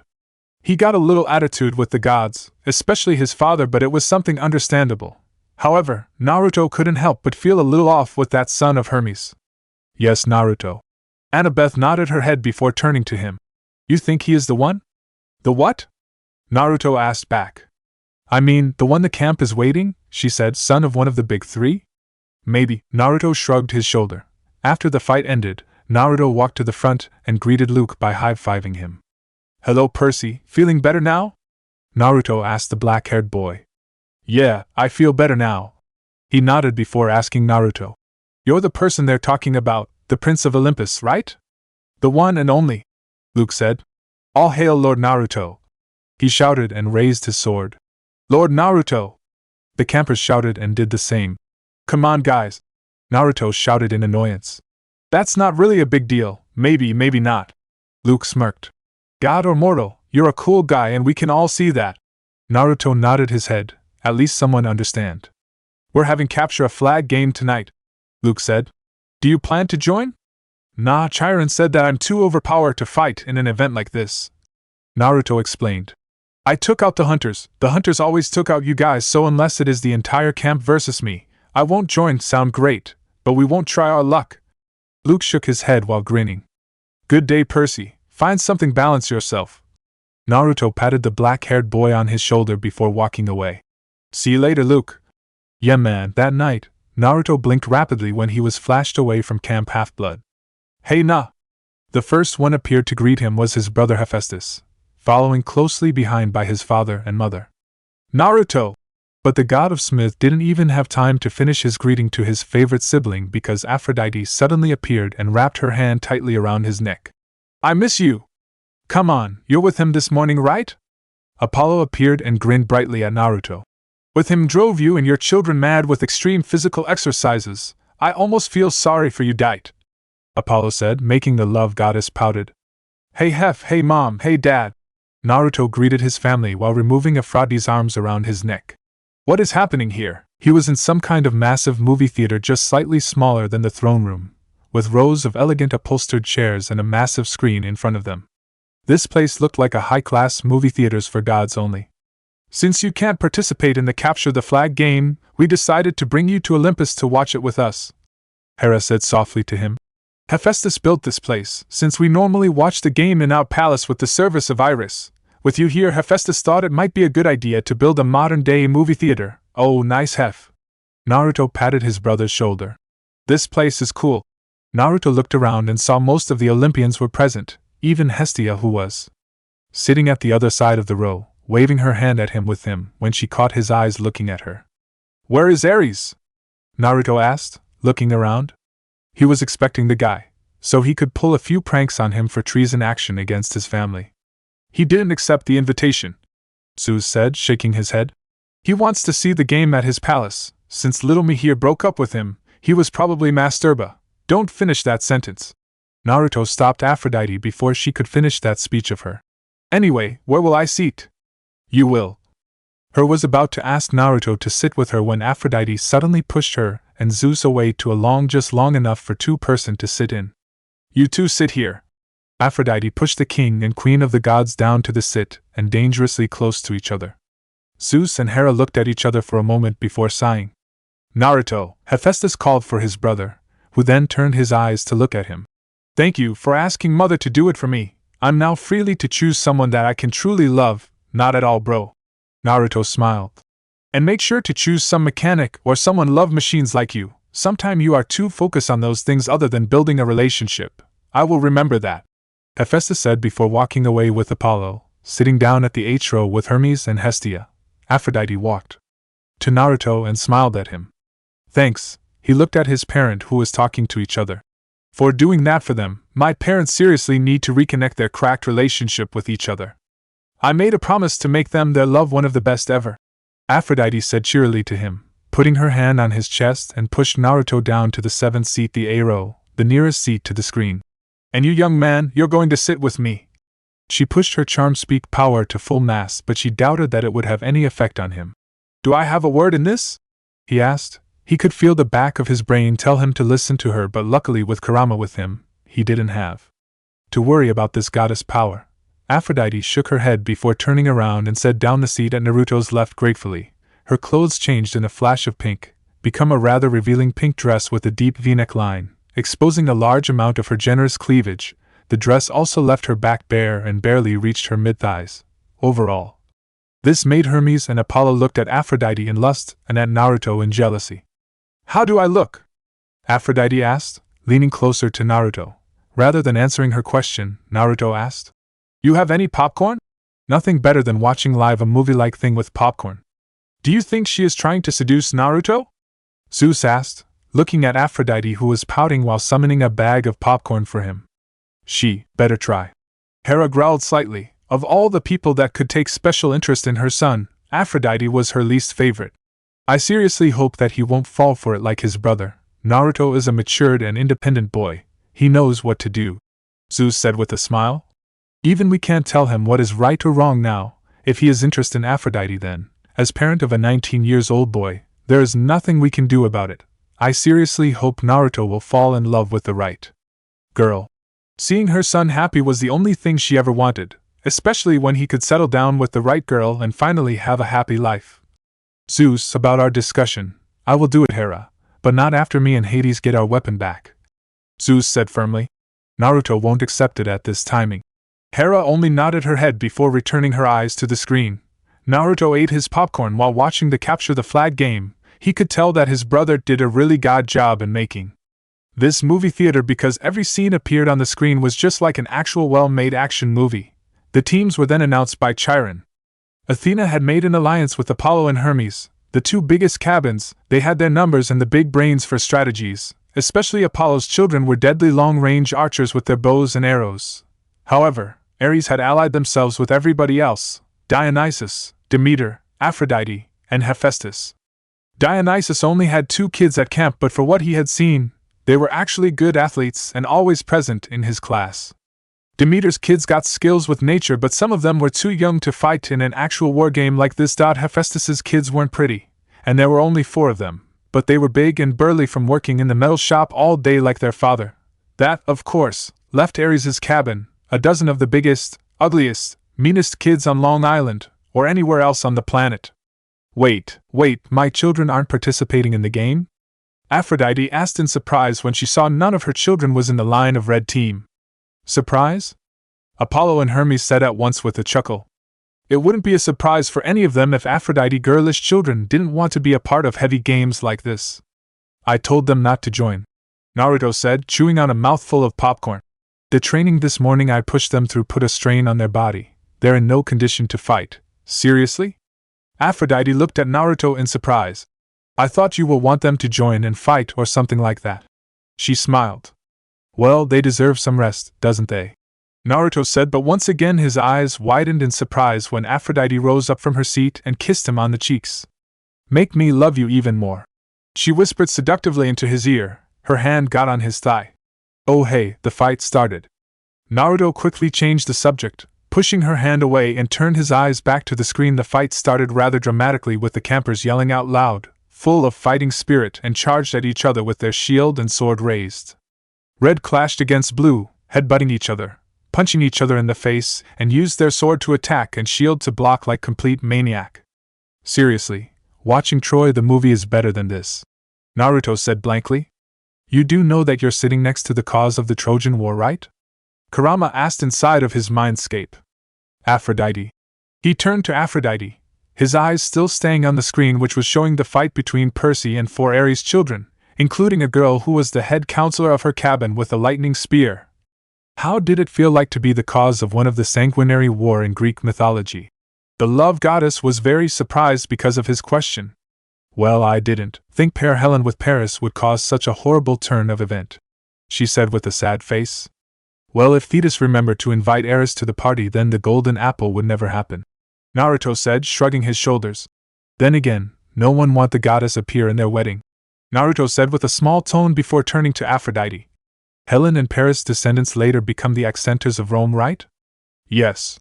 Aphrodite nodded her head before saying. But now is not the time for history lesson. Athena is over there, you know. Naruto turned around and saw the goddess of wisdom sat on her own chair, watching the game with a calculate eyes. No doubt she was observing the game and how well her children playing for the fight. Yeah. Naruto smiled. Naruto, do you have a girlfriend?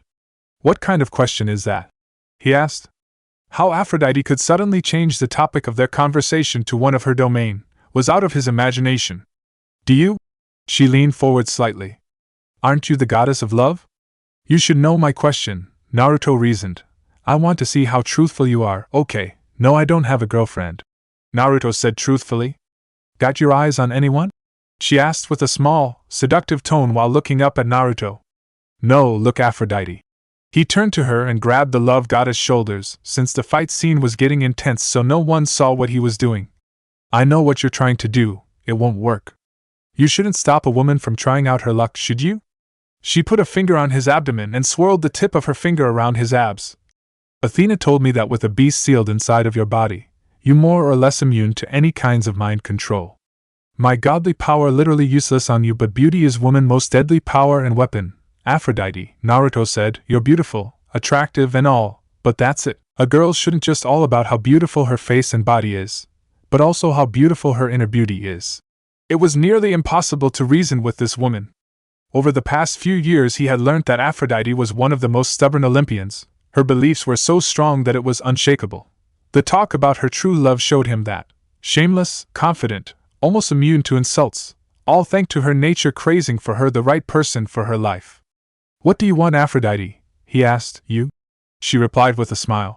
I want you. What if I'm not the person you're searching for? What if you're? Aphrodite asked, removing his hands from her shoulders. We cannot know if we don't try, Naruto. She leaned forward and at the same time Naruto had to move backward. This goddess was dangerous. Naruto said to himself in his head, she was absolutely dangerous. She was even more dangerous than Artemis or any opponents he had ever faced. Now he knew why his father and the other Olympians afraid of her when she first arrived. Just a kiss, Naruto. Aphrodite leaned against his body, pressing her breasts on his chest and giving him a view that any man would kill to have. Just a kiss, and we will know if you're my true love or not. If you're not, then I will leave you alone and search for someone else. But if I am? Naruto couldn't help but ask. Then you're in so trouble, young man. She smiled sultrily at him before putting her hands on his cheeks, moving up slightly. The left strap of her dress fell over her shoulder, finally giving up on hiding her enormous girls, exposing one of her breasts directly to his eyes. His whole body froze and didn't respond to the control of his mind. He was completely under this woman's mercy, fortunately or unfortunately. Right at the moment their lips brushed against each other very slightly. The canine growls of a horde of hellhounds made Naruto's head snap to the screen almost instantly. What? Aphrodite gasped in shock and turned to the screen as well. Hellhounds were the first thing that flashed into Naruto's mind, looking at the scene where he found Percy, Annabeth, and some of the campers being surrounded around by massive-sized hellhounds. He shot up so fast that Aphrodite was knocked from her body to the ground. Mom, Dad, I will be going! Naruto shouted to his parent. Be careful, Naruto! His mother said, and his dad turned to Hermes, the fastest god. Hermes, you tell. No need! Naruto shouted and disappeared in a flash of yellow, much to the Olympians' shock. Did he just use Hyroshin? Zeus asked in disbelief, looking at his wife with wide eyes. Aphrodite screamed out loudly in frustration and kicked her legs wildly while hitting the ground with hands tightened into fists, once again surprised the god. Naruto appeared in his mother's cabin 2, where he hung the tri-pronged kunai with a rope connected to a ceiling. Grabbing the weapon, Naruto pulled it off the rope and ran out of his room with neck-breaking speed, getting to the area where the demigods were being attacked by the monsters in just a matter of seconds. His eyes widened when he saw the hellhound raised its claw and was about to attack one of the campers from Demeter cabin. Oh no, you don't! He shouted and threw the kunai, piercing through the front leg of the pierce, making it scream out in pain. Naruto disappeared in a flash of yellow. When he appeared beside the head of the beast, the blonde stomped both of his feet as hard as he could into its head, killing the hellhound in one blow. Naruto turned around in the air and kicked the kunai straight to another hellhound, where it's impaled deeply into the head of the monster. Naruto flashed himself on the head of that monster with his eyes cold. Grabbing the hilt, he pulled it roughly out of the head of the hellhound, glaring at the rest of the horde, which were looking at him cautionally while their kind were perishing underneath his feet. Naruto saw a hellhound leaped over Annabeth toward Percy, as he stumbled backward but still wasn't able to get out of the beast's attack range. His armors were torn away like a piece of paper, sinking shallowly into his flesh. Naruto's body flared with power, cloaking himself with pure golden chakra of Kurama. Naruto disappeared himself without the need to use the mark on his kunai. Naruto shot forward with lightning-fast speed, faster than anything the demigods had seen in their life, leaving nothing but destructions behind him by killing all the hellhounds in a flash, and sent his fist straight through the head of the hellhound attacked Percy, killing it. All of it happened in a corner of a second, so fast that no one was able to see it clearly. The camp stood shocked at Naruto's form. His body seemingly lightened up the whole area, and they could feel a massive amount of raw energy radiating from him as well. The Immortals! Annabeth said. That's a hellhound from the Fields of Punishment. They're not supposed to, someone summoned it. Chiron said to Naruto. Someone inside the camp. Naruto nodded his head. The lightning thief no doubted about it. Clarice, the head counselor of Aries' cabin, yelled. It's all Percy's fault. Percy summoned it. Be quiet, girl. Naruto warned her with a steel-hard tone. This is not the time for your difference. He then turned to Percy. You alright, Percy? He asked. You're wounded. Annabeth told Percy. Quick, Percy, get in the water. I'm okay. The black-haired boy replied stubbornly. No, you're not, she said, and pushed him into the water. Chiron, Naruto watched this. Almost instantly, color returned to Percy Jackson's face, the cuts on my chest closing up. Some of the campers gasped. Look, I don't know why, Percy said, trying to apologize. I'm sorry, Percy, Annabeth said, pointing to the space above his head. By the time he looked up, the sign was already fading, but everyone could still make out the hologram of green light, spinning and gleaming. A trident. Your father, Annabeth murmured. This is really not good. It is determined, Chiron announced. All around them, campers started kneeling, Even the Aries cabin and Naruto could see that they didn't look happy about it. My father? Percy asked, completely bewildered. Poseidon, said Chiron. Earthshaker, Stonebringer, father of horses. Hail, Percy Jackson, son of the sea god. Now that is an interesting night, Naruto said finally, smirking to himself.